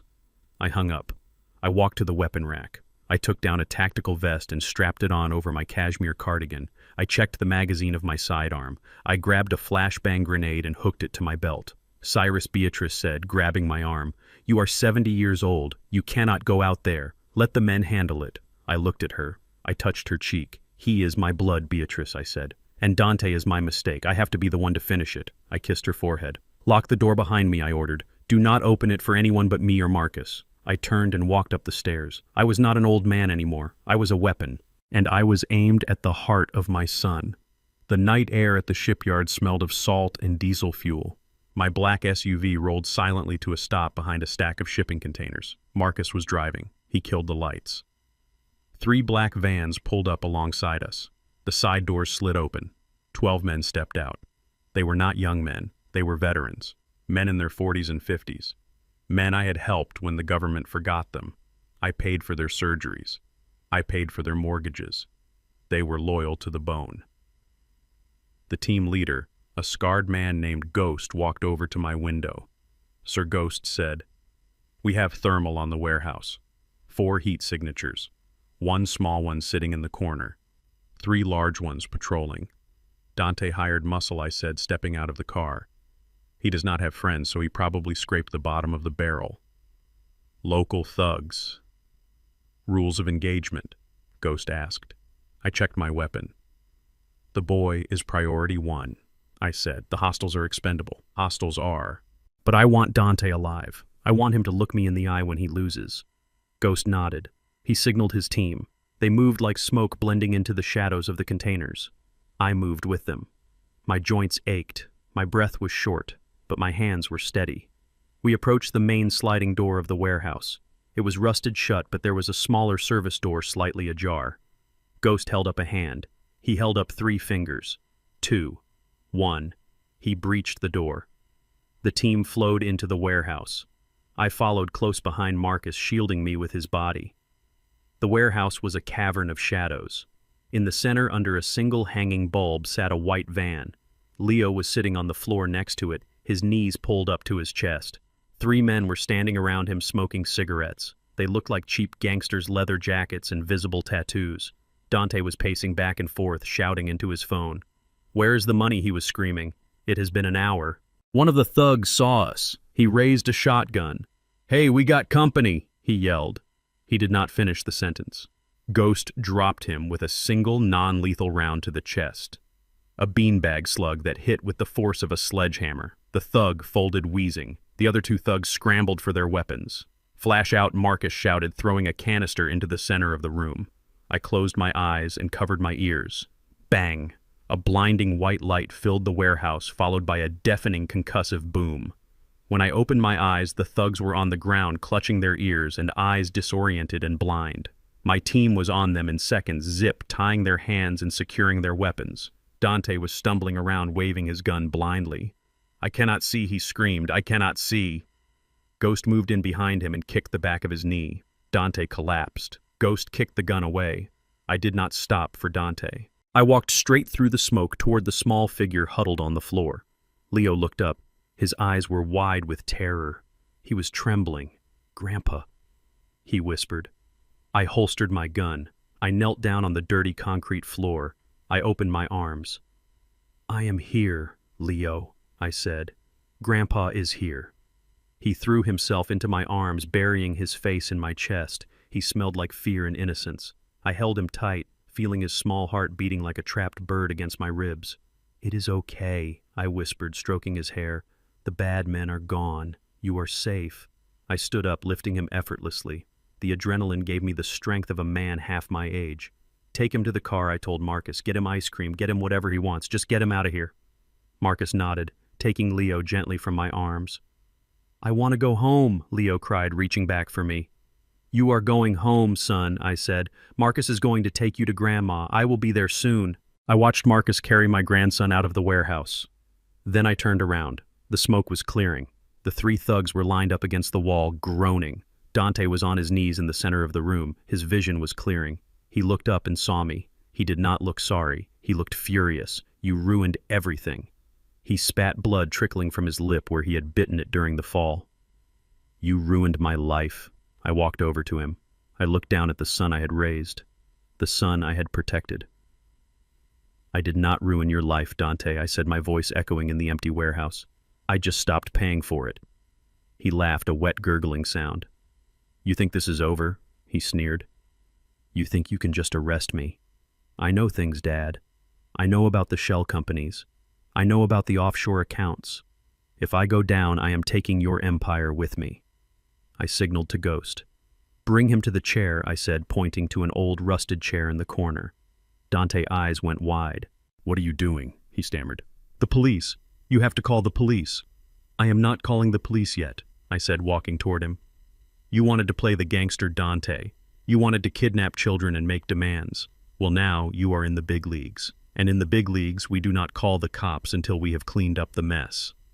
Ghost dragged Dante to the chair and zip-tied his hands to the back.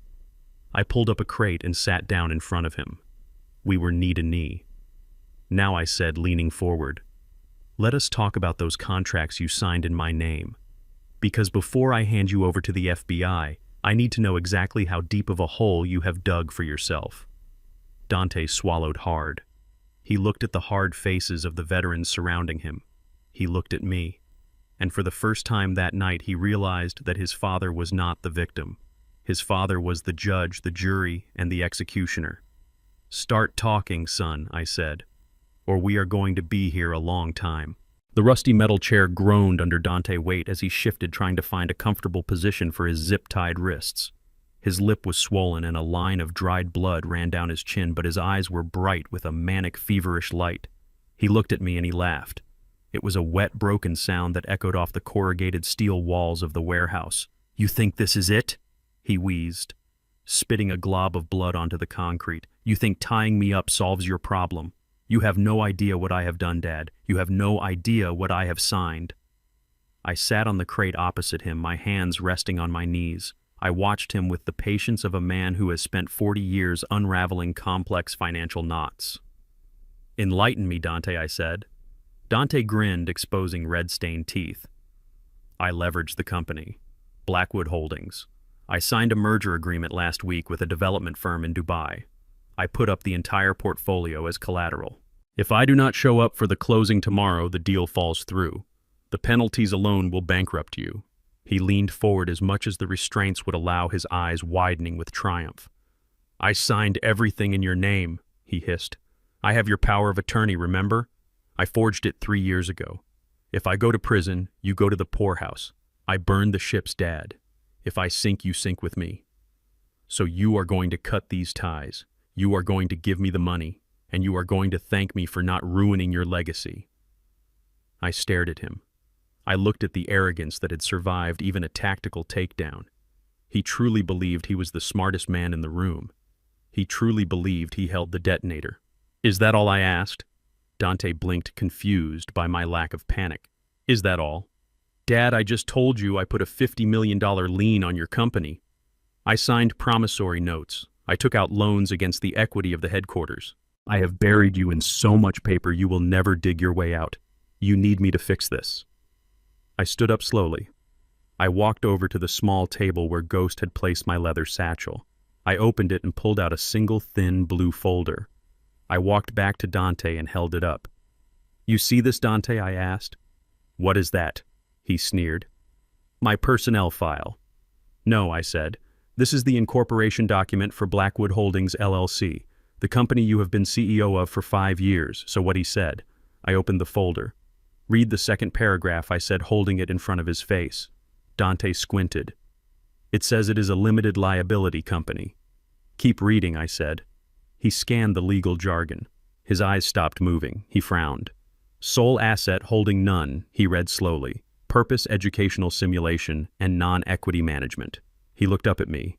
"I do not understand. We have assets. We have the building. We have the fleet. We have the accounts." I closed the folder with a sharp snap. "No, Dante," I said. "We do not." I pulled up a stool and sat down directly in front of him, knee to knee. "You see, son, when I handed you the keys to the kingdom, I knew you were not ready. I knew you were greedy. I knew you were lazy. So I did not give you the kingdom. I gave you a sandbox." Dante shook his head. "But the office, the employees. The office is leased by my personal trust," I explained. "The employees are paid by a separate payroll company owned by me. Blackwood Holdings. The company you run, the company you just leveraged to the hilt, owns absolutely nothing. It is a shell company, Dante. It is a ghost. It has 0 assets, 0 equity, and 0 value." Dante's face went slack. "But the loans, the contracts, I signed them."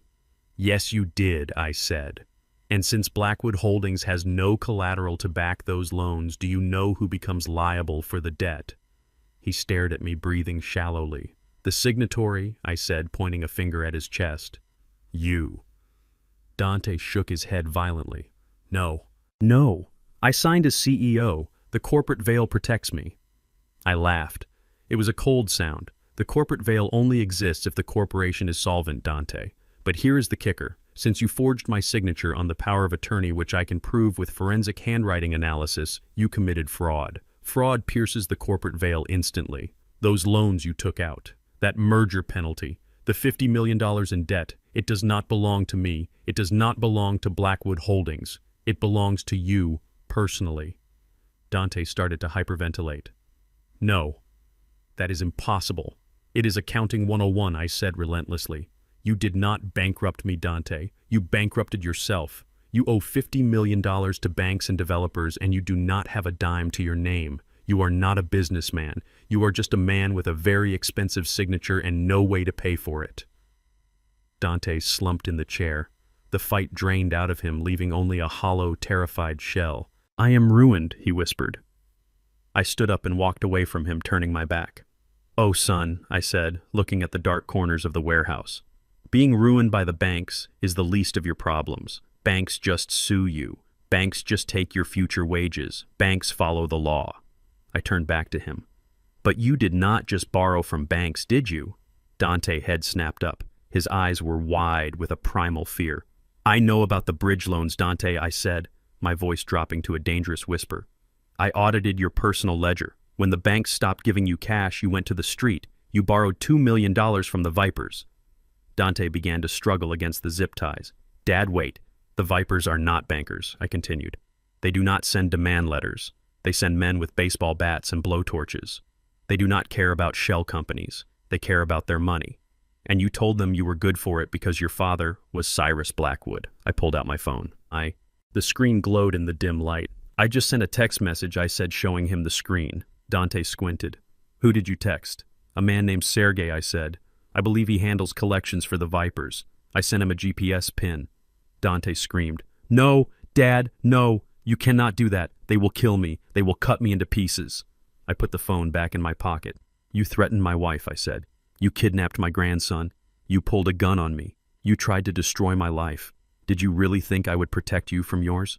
Please, Dante begged, tears streaming down his face, mixing with the blood and snot.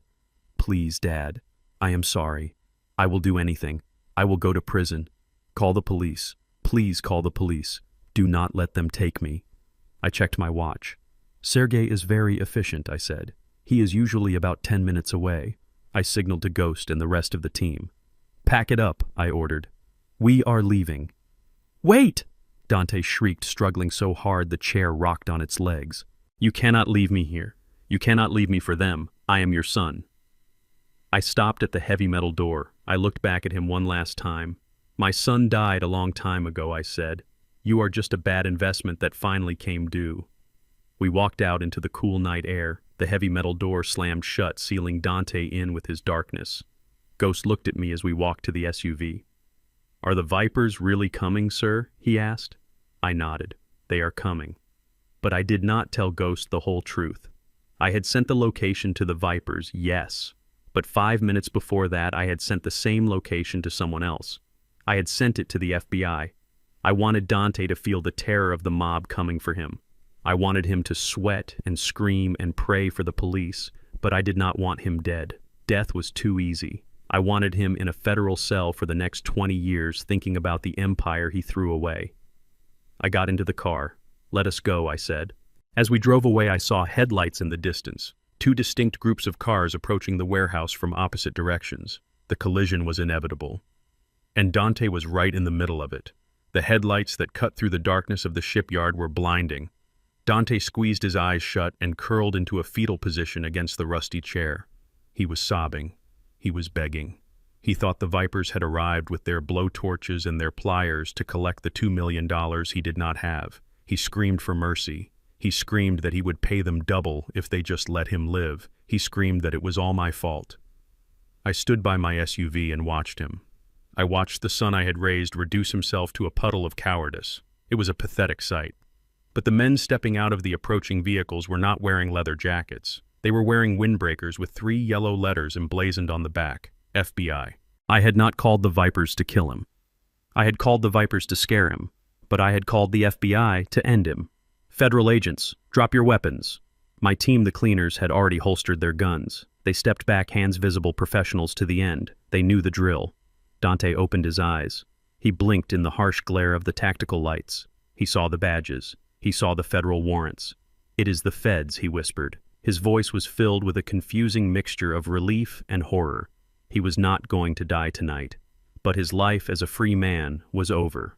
Agent Miller, the lead investigator on the RICO case I had been quietly feeding evidence to for 6 months, walked over to Dante. He did not look impressed. Dante Blackwood, Agent Miller said, cutting the zip ties only to replace them with steel handcuffs. You are under arrest for money laundering, wire fraud, and the kidnapping of a minor across state lines. You have the right to remain silent. I suggest you use it. Dante looked at me. His face was streaked with dirt and tears. You set me up, he hissed. You called them. I did not set you up, Dante. I said, my voice carrying over the sound of the wind coming off the water. I just turned on the lights. You are the one who built the cockroach's nest. They dragged him to the back of a federal sedan. He fought them a little, kicking and screaming about his rights, about his lawyer, about his father being the real criminal. It was useless. The agents had been watching him for weeks thanks to the dossier I sent them. They knew exactly who he was. I watched the tail lights fade into the distance. Ghost, the leader of my security team, stood beside me. "That is a hard thing to do," Sir Ghost said quietly. "Sending your own blood to the cage." "It is the only way to save him from himself," Ghost, I replied.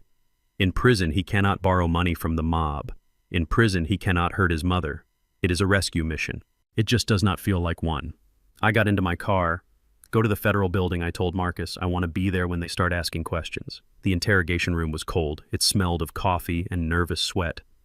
I stood behind the two-way mirror with Strickland, my lawyer. We watched Dante. He was sitting at the metal table, still in his torn suit, looking like a man who had lost everything. He was not staying silent. He was talking a mile a minute. "It was my father, Dante," told the agents, his eyes wide and desperate. "Cyrus Blackwood. He is the mastermind. I was just a figurehead. He used me to sign the papers. He used me to move the money. He is the one you want. He has offshore accounts in Panama. He has shell companies. I can testify. I can give you everything if you cut me a deal." Agent Miller looked at his partner. They did not write anything down. They just let him talk. "He forced me to kidnap my son." Dante lied, the words tumbling out of his mouth like vomit. "He said if I did not bring Leo to him, he would cut me off. He is a monster. He is controlling. He set this whole thing up to frame me because I found out about his tax evasion. I listened to my son try to bury me. I listened to him invent crimes I had never committed to cover the ones he had. It did not hurt anymore. The part of me that could be hurt by him had died when he slapped Beatrice. Now I was just an accountant watching an audit go bad." "Ready?" Mr. Blackwood, Strickland asked, holding a heavy steel briefcase. "Ready," I said. We opened the door. Dante stopped talking mid-sentence. He stared at us. "What is he doing here?" Dante screamed, jumping up. "I am giving you evidence against him. Arrest him." "Sit down, Mr. Blackwood," Agent Miller ordered. Dante sat, breathing hard. Strickland placed the steel briefcase on the table. It landed with a heavy thud. It was black, reinforced, and locked with a biometric pad. "What is that?" Dante asked, his voice trembling. "This," Strickland said, placing his thumb on the scanner, "is your life, Dante. Or rather, the life you tried to hide." The case hissed open. Inside were 10 hard drives neatly labeled by year. 2014 to 2024. "We call this the black box," I said, stepping forward. Dante looked at the drives. He looked at me. "You see, son," I continued, "when you started asking for money 10 years ago, I had a feeling. Call it a father's intuition, or call it 40 years of catching thieves. So I did what I do best. I started a file. I picked up the drive labeled 2019. This one contains the audio recordings of every phone call you made from the company phone I paid for," I said, "including the calls to the bookies, including the calls to the drug dealers, including the call where you told Courtney that you wished I would have a heart attack so you could get the trust fund early." Dante's face went white. "That is illegal. You cannot record me." "It was a company phone," Dante Strickland interjected smoothly. "The user agreement you signed without reading clearly states that all communications are subject to monitoring for quality assurance. We have quality assured you all the way to a felony conviction." I put the drive back and picked up a thick binder of bank statements. "And this," I said, opening it to a page flagged with red tape, "is the forensic audit of your personal accounts. It shows the transfers from the shell company to your personal crypto wallet. It shows the payments to the Vipers. It shows the forgery of my signature on the loan documents." I leaned across the table. "I did not just watch you drown, Dante," I whispered.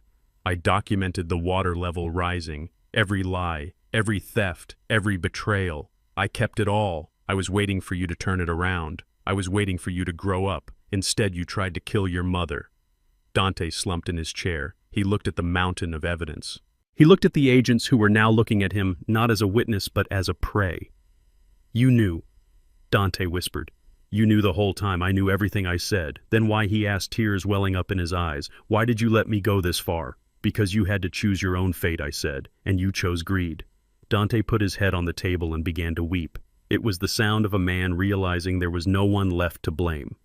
Agent Miller stood up. "We have enough," Miller said. "With this evidence, we are looking at 20 years minimum. Federal sentencing guidelines are harsh on money laundering, especially when it involves kidnapping." Dante's head snapped up. "Wait," he said. "Wait. I can give you someone else." I looked at him. He was still trying to deal. He was still a rat. "Who?" Miller asked. "Courtney," Dante said. "My wife. She is in on it. She pushed me, she spent the money, and she is running." "I know she is running," I said. "But where is she going, Dante?" "She has a flight," Dante said quickly, eager to sell out the woman he married. "Tonight, to Zurich. She has the jewelry." "What jewelry?" I asked, my voice sharpening. "Mom's jewelry," Dante said. "The emeralds, the vintage diamonds. She took them from the safe in the bedroom while you were at the TV station. She said they were her insurance policy. She is at JFK right now." I looked at Strickland. Beatrice's jewelry. Her mother's heirlooms. The pieces I had given her for our anniversaries. Courtney had raided our home while we were defending our name. "Call the Port Authority," I told Miller. "Already on it," Miller said, speaking into his radio. I looked at Dante one last time. "You just sent your wife to prison to save 5 years off your sentence," I said. "She is not my wife," Dante spat. "She is an accomplice, and she is not going to spend my money while I rot in a cell." I turned and walked out of the interrogation room. I could not look at him anymore. The sickness in his soul was too deep. We drove to the airport, not to stop her myself, but to make sure the job was done. We sat in the SUV outside the international terminal. I watched the live feed from the airport security cameras on Strickland's tablet. Courtney was in the first-class lounge. She was drinking champagne. She was wearing a trench coat and sunglasses, looking every bit the grieving victim fleeing a tragedy. She checked her watch. She looked nervous but triumphant. She thought she had escaped. She thought she had the last laugh. She did not see the agents until they were standing right in front of her. I watched on the screen as 2 female agents approached her table. Courtney stood up indignant. She started shouting. I could not hear the audio, but I could read her lips. "Do you know who I am?" Then the agents opened her carry-on bag. They pulled out a velvet pouch. They dumped it on the table. Even on the grainy security footage, the sparkle was unmistakable.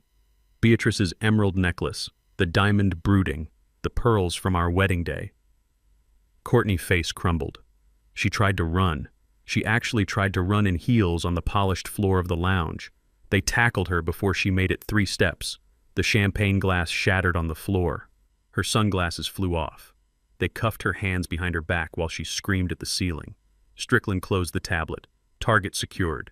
Strickland said, "Grand larceny, possession of stolen goods, attempting to flee the jurisdiction. She is looking at 10 years plus deportation." I leaned back in the seat and closed my eyes. It was over.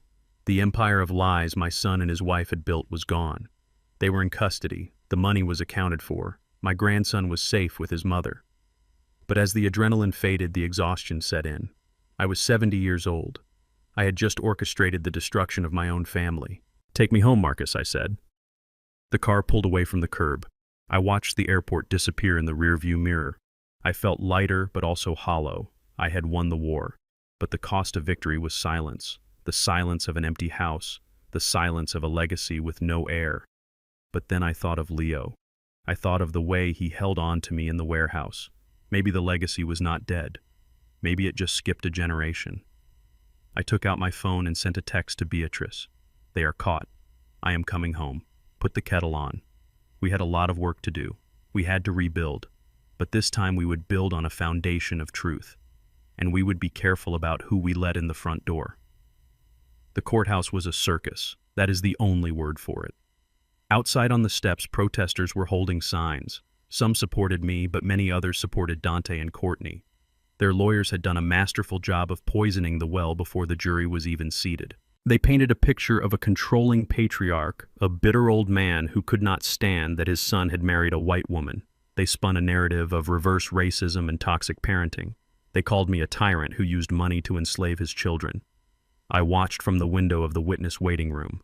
I saw Dante arriving in a suit his lawyers had bought him since I had confiscated his. He looked frail. He looked like a victim. He was playing the part perfectly, walking with a limp that I knew was fake. Courtney was beside him wearing modest clothes, no makeup, her hair in a simple ponytail. She looked like a repentant Sunday school teacher, not the woman who had tried to blackmail me with my own prison record. Inside the courtroom, the atmosphere was heavy. The defense attorney was a man named Sterling. He was expensive, flashy, and known for turning criminals into martyrs. In his opening statement, he did not talk about the kidnapping or the fraud. He talked about emotional abuse. Ladies and gentlemen of the jury, Sterling said, pacing in front of the box, you will hear about money, you will hear about contracts, but what you are really seeing is a tragedy of control. Cyrus Blackwood used his wealth as a weapon. He created a world where his son could not breathe without permission. And when his son tried to break free, when he tried to build a life with the woman he loved, Cyrus Blackwood destroyed him. I sat at the prosecution table next to Strickland. I did not react. I did not frown. I watched the jury. I saw them nodding. They were buying it. Everyone loves an underdog story, and Sterling was selling Dante as the ultimate underdog fighting against a corporate giant. The media was eating it up. The headlines were already written. The tycoon versus the son. It was a soap opera, and I was the villain. Even some of the reporters who had praised me weeks ago were now writing articles questioning my parenting methods. They asked if my controlling nature had pushed Dante to desperation. It was a brilliant strategy. If they could make the jury believe that Dante acted out of fear and desperation rather than greed, they might get a hung jury. They might get a mistrial. They might walk free. Dante looked at me from the defense table. He offered a small, sad smile. It was the smile of a man who thinks he has found a loophole. He thought he could charm his way out of a felony. He thought he could manipulate 12 strangers the way he had manipulated his mother for 40 years. But he forgot one thing. I am an accountant, and accountants do not rely on charm. We rely on receipts. When the prosecutor called my name, I stood up. I buttoned my jacket. I walked to the witness stand. I placed my hand on the Bible and swore to tell the truth. Sterling stood up to cross-examine me. He came out swinging. Mr. Blackwood, Sterling said, "Is it true that you controlled every aspect of your son's life? Is it true that you decided where he lived, what he drove, and even where he worked?" I leaned into the microphone. "I did not control his life," I said calmly. "I financed it." Sterling scoffed. "Financed it? You owned him. You kept him dependent on you so you could pull the rug out whenever you wanted. You created a state of arrested development." I looked at the jury. I saw a middle-aged woman in the front row. She looked skeptical. I decided to speak directly to her. "I did not create a state of development," I said. "I created a safety net, and my son decided to use it as a hammock." Sterling tried to interrupt, but I reached into my briefcase. I pulled out a thick leather-bound ledger. It was old, heavy, and filled with my handwriting. "Your Honor," I said, turning to the judge, "the defense claims I was a tyrant who starved his son of independence. They claim I withheld resources. I would like to submit this ledger into evidence. Exhibit G." The judge nodded. "Proceed." I opened the book. The pages crackled in the silent courtroom. "This is a record of every single dollar I have spent on Dante Blackwood since he turned 18, I said. I started reading. I did not use flowery language. I used numbers. Numbers do not lie. Numbers do not have bias. 2004. Freshman year at Yale. Tuition, room board, and discretionary spending. $85,000, plus a $20,000 settlement paid to the university to cover up a plagiarism incident so he would not be expelled. Dante shifted in his seat. 2008. Graduation gift. A Porsche 911. $90,000. Totaled 3 months later while driving under the influence. Legal fees to keep it off his record. $50,000. Replacement vehicle. $60,000. The jury started to shift. The skeptical woman raised an eyebrow. 2012. Seed money for his first startup, a tech venture that never produced a product. $2 million. Gone in 6 months. No receipts, no audit trail. Just gone. Sterling jumped up. Objection. Relevance. It goes to the character of the defendant and the nature of our financial relationship, the judge ruled. Overruled. Continue, Mr. Blackwood. I turned the page. 2015. Purchase of the penthouse apartment, $4 million. Renovations requested by Courtney, $1.5 million, including a $50,000 temperature-controlled closet for her furs. I looked at Courtney. She shrank into her seat, pulling her cardigan tighter. 2018. Gambling debts paid to an organization in Las Vegas to prevent kneecap removal, $500,000. The courtroom gasped. 2022. Hush money paid to a young woman who worked as his assistant. I will not go into details out of respect for her privacy, but the check was for $300,000. I kept reading. I read for 20 minutes. Cars, vacations, failed businesses, rehab stints, legal bribes, jewelry. I reached the final page. Total expenditure over 20 years, I said, looking up, $15,422,000. I closed the book. The sound echoed like a gunshot. I looked at Dante. He was staring at the table, his face burning red. I did not control him, I said to the jury. I enabled him. I loved him so much that I shielded him from every consequence of his actions. I paid for his mistakes. I paid for his crimes. I paid for his lifestyle. I paused, letting the weight of the number sink in. $15 million. I do not regret the money, I said, my voice breaking for the first time. I can make more money. Money is just paper. What I regret is what the money did. I regret that I funded his corruption. I regret that I taught him that there is no problem a check cannot solve. I looked directly at my son. I do not regret the cost, I whispered into the microphone. I regret that I paid $15 million to turn my own son into a monster. And now I have to pay the emotional cost of putting that monster in a cage where he cannot hurt anyone else. Sterling stood there stunned. His narrative of the poor oppressed son had just been buried under a mountain of cash. He tried to pivot. He tried to stutter a question about emotional support versus financial support, but he had lost the room. The jury was looking at Dante not as a victim, but as a parasite, a spoiled, dangerous parasite who had bitten the hand that fed him until it bled. But the defense had one last card to play. Sterling regrouped. "Mr. Blackwood," he said, his voice hard, "you talk about money, but let us talk about violence.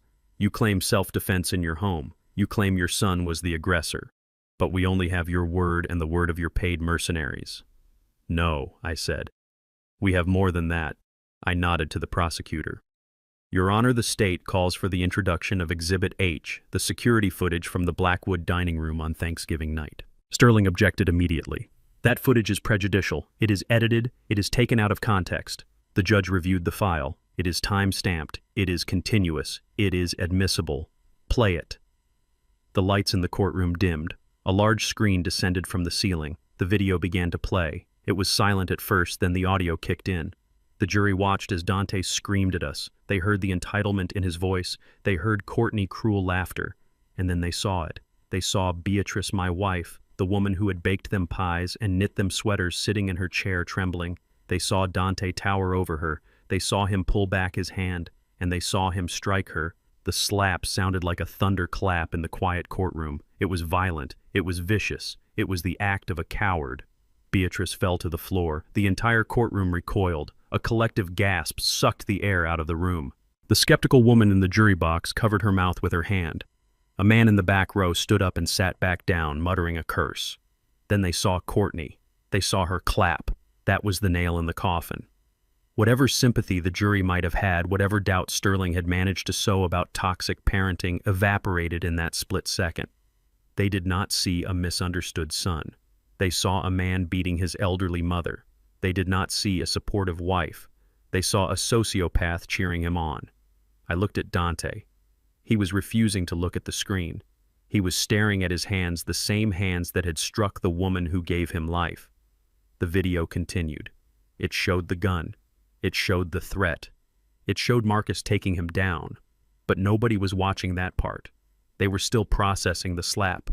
The image of Beatrice on the floor, her glasses broken, her face confused and terrified, was burned into their retinas. The lights came back up. The prosecutor stood.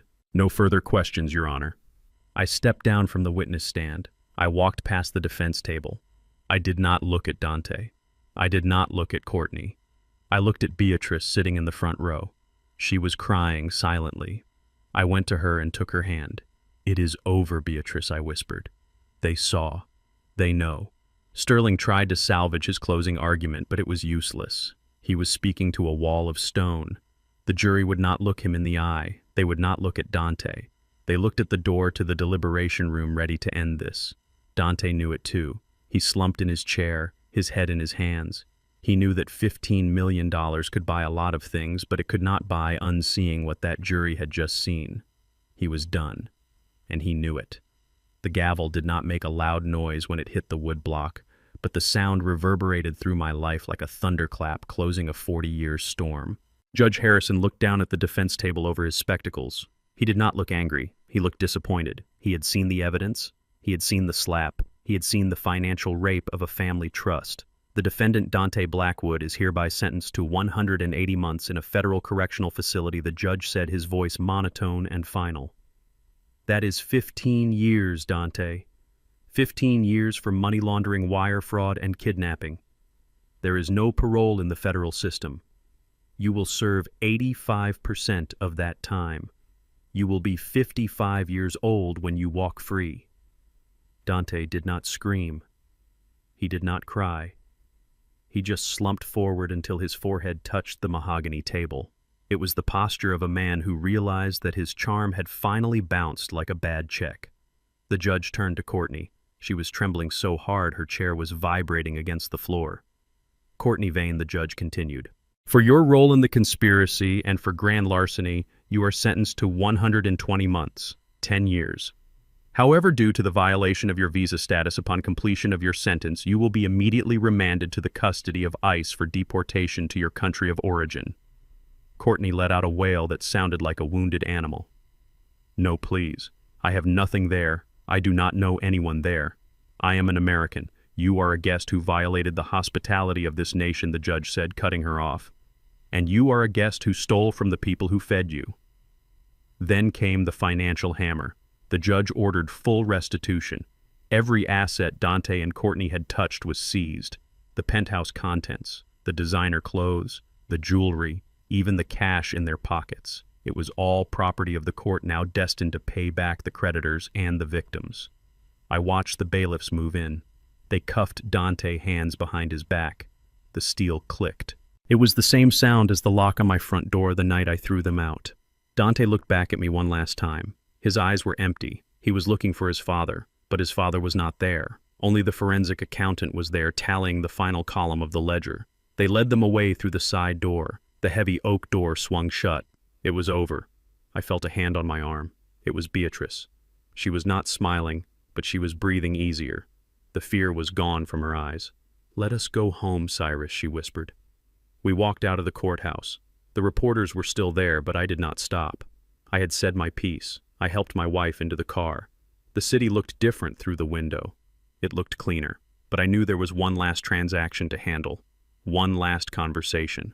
Because Dante was arrogant, and arrogance does not die easily, even in a cage. He would reach out. He would try one last hustle, and I would be waiting. 3 weeks later, the phone in my study rang. It was Saturday afternoon. I was reading a book about naval history. Beatrice was in the garden with Leo, teaching him how to plant tomatoes. I looked at the caller ID. It was a restricted number. I knew who it was. I picked up the receiver. "This is a collect call from a federal detention center," a robotic voice said. "Will you accept the charges?" I pressed the button. "Yes." "Dad." It was Dante. His voice was different. It was higher, thinner. It was the voice of a man who had not slept in days. "Hello, Dante," I said. "Dad, you have to help me," Dante whispered. He sounded like he was crying. "It is hell in here. They know who I am. They know I came from money. They took my shoes, Dad. They took my commissary money. I am sleeping on a metal cot without a mattress because a guy named Razor took it." I listened. I stared at the wall. "I need protection money," Dante pleaded. 5,000. Just put it on my books, please. If I do not pay them by Monday, they are going to hurt me. They said they are going to break my other arm. You cannot let them hurt me, Dad. I am your son." I leaned back in my leather chair. I looked at the photo of Dante on my desk from his graduation. He looked so proud then, so full of promise. I picked up the photo and placed it face down. "I am not putting money on your books, Dante," I said. "Dad, please," he sobbed. "They will kill me." "I did not say I was not paying them," I corrected him. "I said I am not putting it on your books." The sobbing stopped. "What?" "I made a call this morning." "Dante," I said, my voice calm and cold. "I still have contacts from my days auditing the prison supply chains. I know who runs your cell block. I know Razor." "You do?" Dante asked, hope creeping into his voice. "So you paid him off.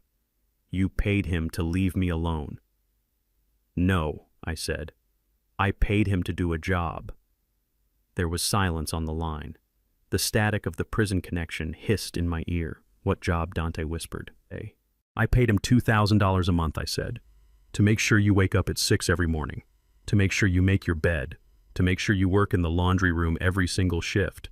And to make sure that if you try to gamble, if you try to hustle, or if you try to act like a big shot, he reminds you that you are nobody."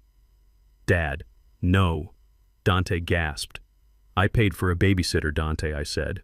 "Not a bodyguard. Razor is not there to protect you from pain. He is there to protect you from your own arrogance. He is going to teach you the one thing I failed to teach you."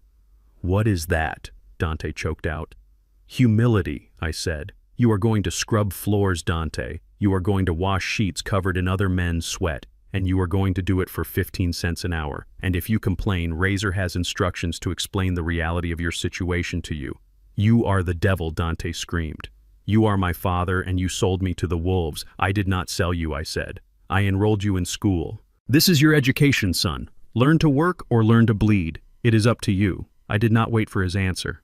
I did not wait for more begging or more curses. I hung up the phone. I sat there for a moment listening to the dial tone. It was a lonely sound, but it was a necessary sound. I pulled the phone cord out of the wall. I wrapped the cord around the base of the unit. I stood up and walked out of the study carrying the phone. I walked to the kitchen and dropped it into the trash can. Strickland was sitting at the kitchen table with a stack of documents. He watched me throw the phone away. "Is that it then?" Strickland asked. "That is it," I said. "Change the number. Unlisted. Only give it to the family." Strickland nodded. "And the will." I sat down across from him. I picked up the pen. It was a heavy fountain pen, a gift from Beatrice. The document in front of me was the last will and testament of Cyrus Blackwood. Clause 4. Strickland read aloud. "Regarding the beneficiary, Dante Blackwood." "Delete it," I said. "Entirely?" Strickland asked. "Not even a trust for rehabilitation." I looked out the window. I saw Leo laughing as he chased a butterfly. I saw Beatrice smiling, her face healing her spirit light. "Delete it," I said firmly. "He has had his inheritance. He spent it on 15 years of bad decisions." I wrote a new name on the legal pad. "Leo Blackwood," I said. "He gets the trust, but he does not get a dime until he is 30, and he only gets it if he finishes college and holds a job for 5 years. Strickland made the notation. "And if he turns out like his father." I looked at my grandson through the glass. "He won't," I said, "because I am raising him, and I am not going to make the same mistake twice. I am not going to shield him from the world. I am going to teach him to conquer it." "Sign here," Strickland said, pushing the paper toward me. I signed my name, Cyrus Blackwood. The signature was strong, steady, and clear. I put the pen down. "It is done," I said. I walked out the back door into the garden. The air was fresh, the sun was warm. Beatrice looked up and smiled. "Who was on the phone?" she asked. "Wrong number," I said. I knelt down in the dirt next to my grandson. "Show me how to plant those tomatoes, Leo," I said. He handed me a trowel. His hands were dirty. He was working. He was happy. "This is how you do it, Grandpa," he said. I smiled. "Yes," I said. "This is exactly how you do it. You dig a hole, you put in the work, and you watch it grow." I was 70 years old. I had lost a son, but I had saved a family, and for the first time in a long time the ledger was balanced. The Mediterranean sun felt different than the sun back home. It was not harsh or demanding. It was warm and steady like a hand resting on your shoulder. I sat on the aft deck of the yacht watching the wake churn the sapphire water into white foam. The boat was named The Verdict, a little inside joke between me and Strickland.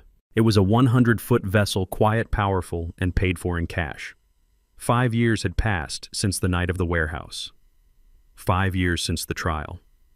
5 years of silence from the dark corners of my past.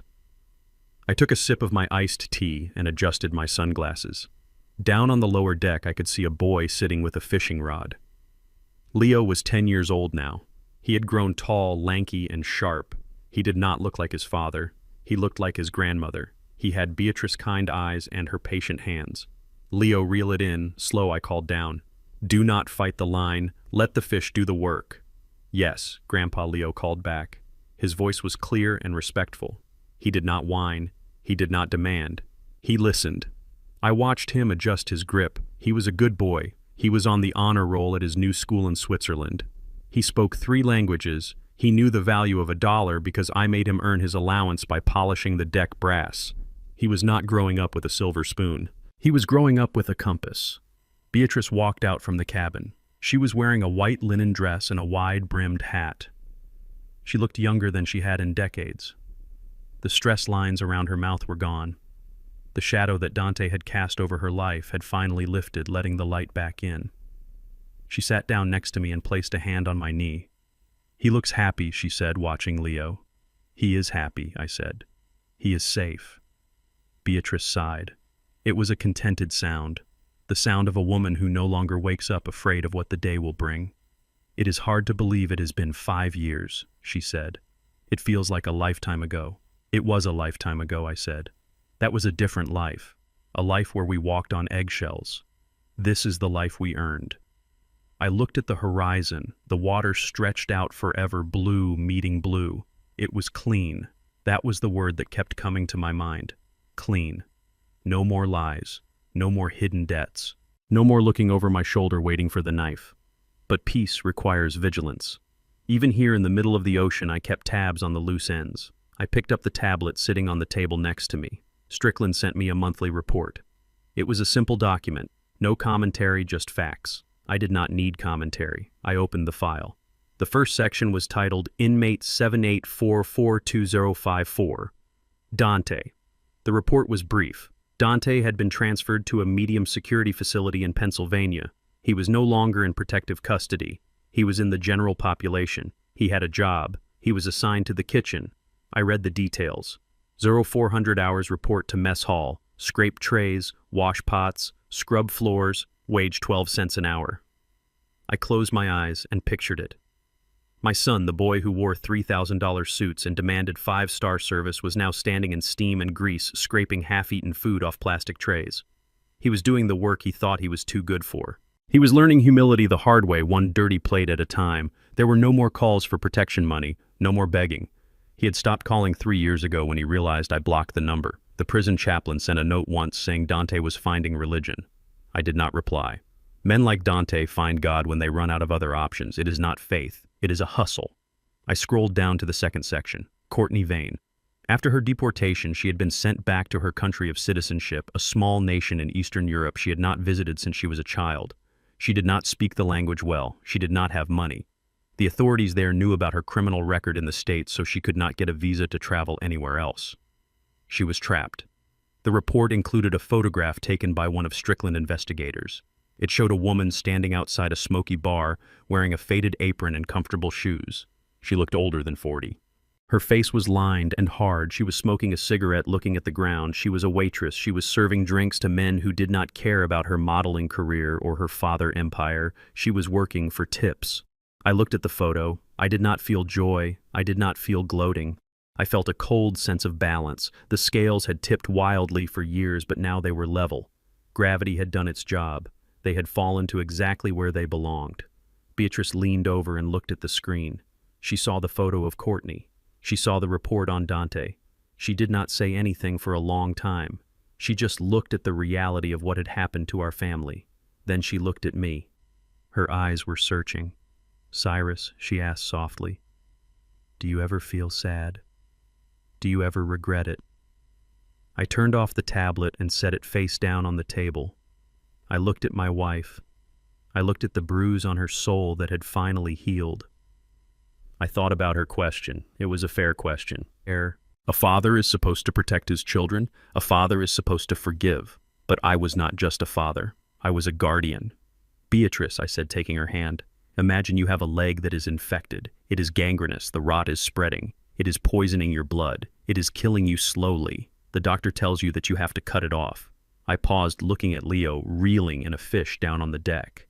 He was laughing, shouting for the deckhand to help him with the net. "Cutting it off hurts," I continued. "It is the most painful thing you can imagine. It leaves a scar. It leaves a phantom ache where the limb used to be. You miss it. You remember when it was strong and healthy. But if you keep it, you die. The rot takes everything." I squeezed her hand. "I do not feel sad."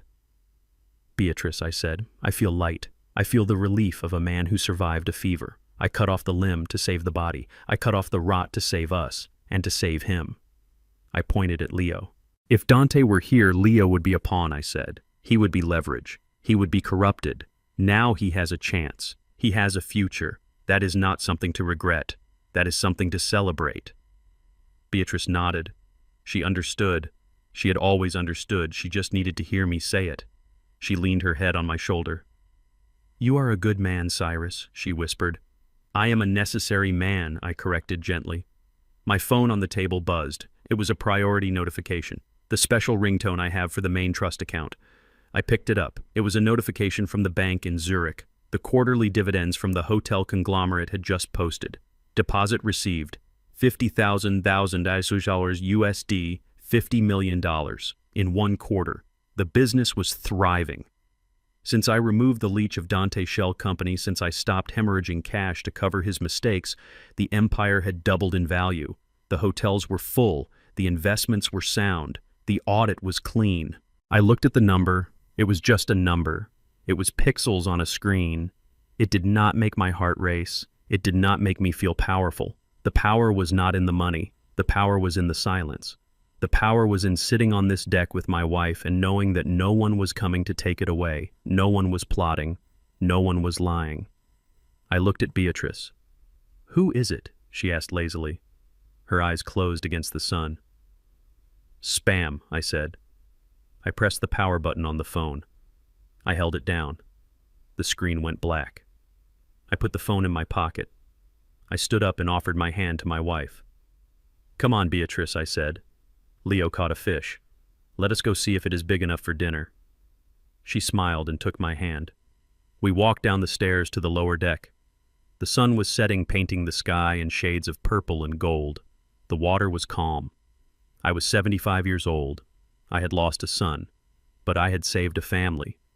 And for the first time in my life, the ledger was perfectly balanced. I spent 40 years thinking that providing for my family meant shielding them from the world. I was wrong. By removing every obstacle from my son's path, I didn't make him successful. I made him weak. I learned the hard way that true love isn't about giving your children everything they want. It's about giving them the values they need to survive without you. Money is just paper, but character is iron. If you build a foundation on lies and easy cash, it will crumble. But if you build it on truth and hard work, it will outlast you. If you believe that respect must be earned and not bought, hit that like button and subscribe for more stories about justice served cold.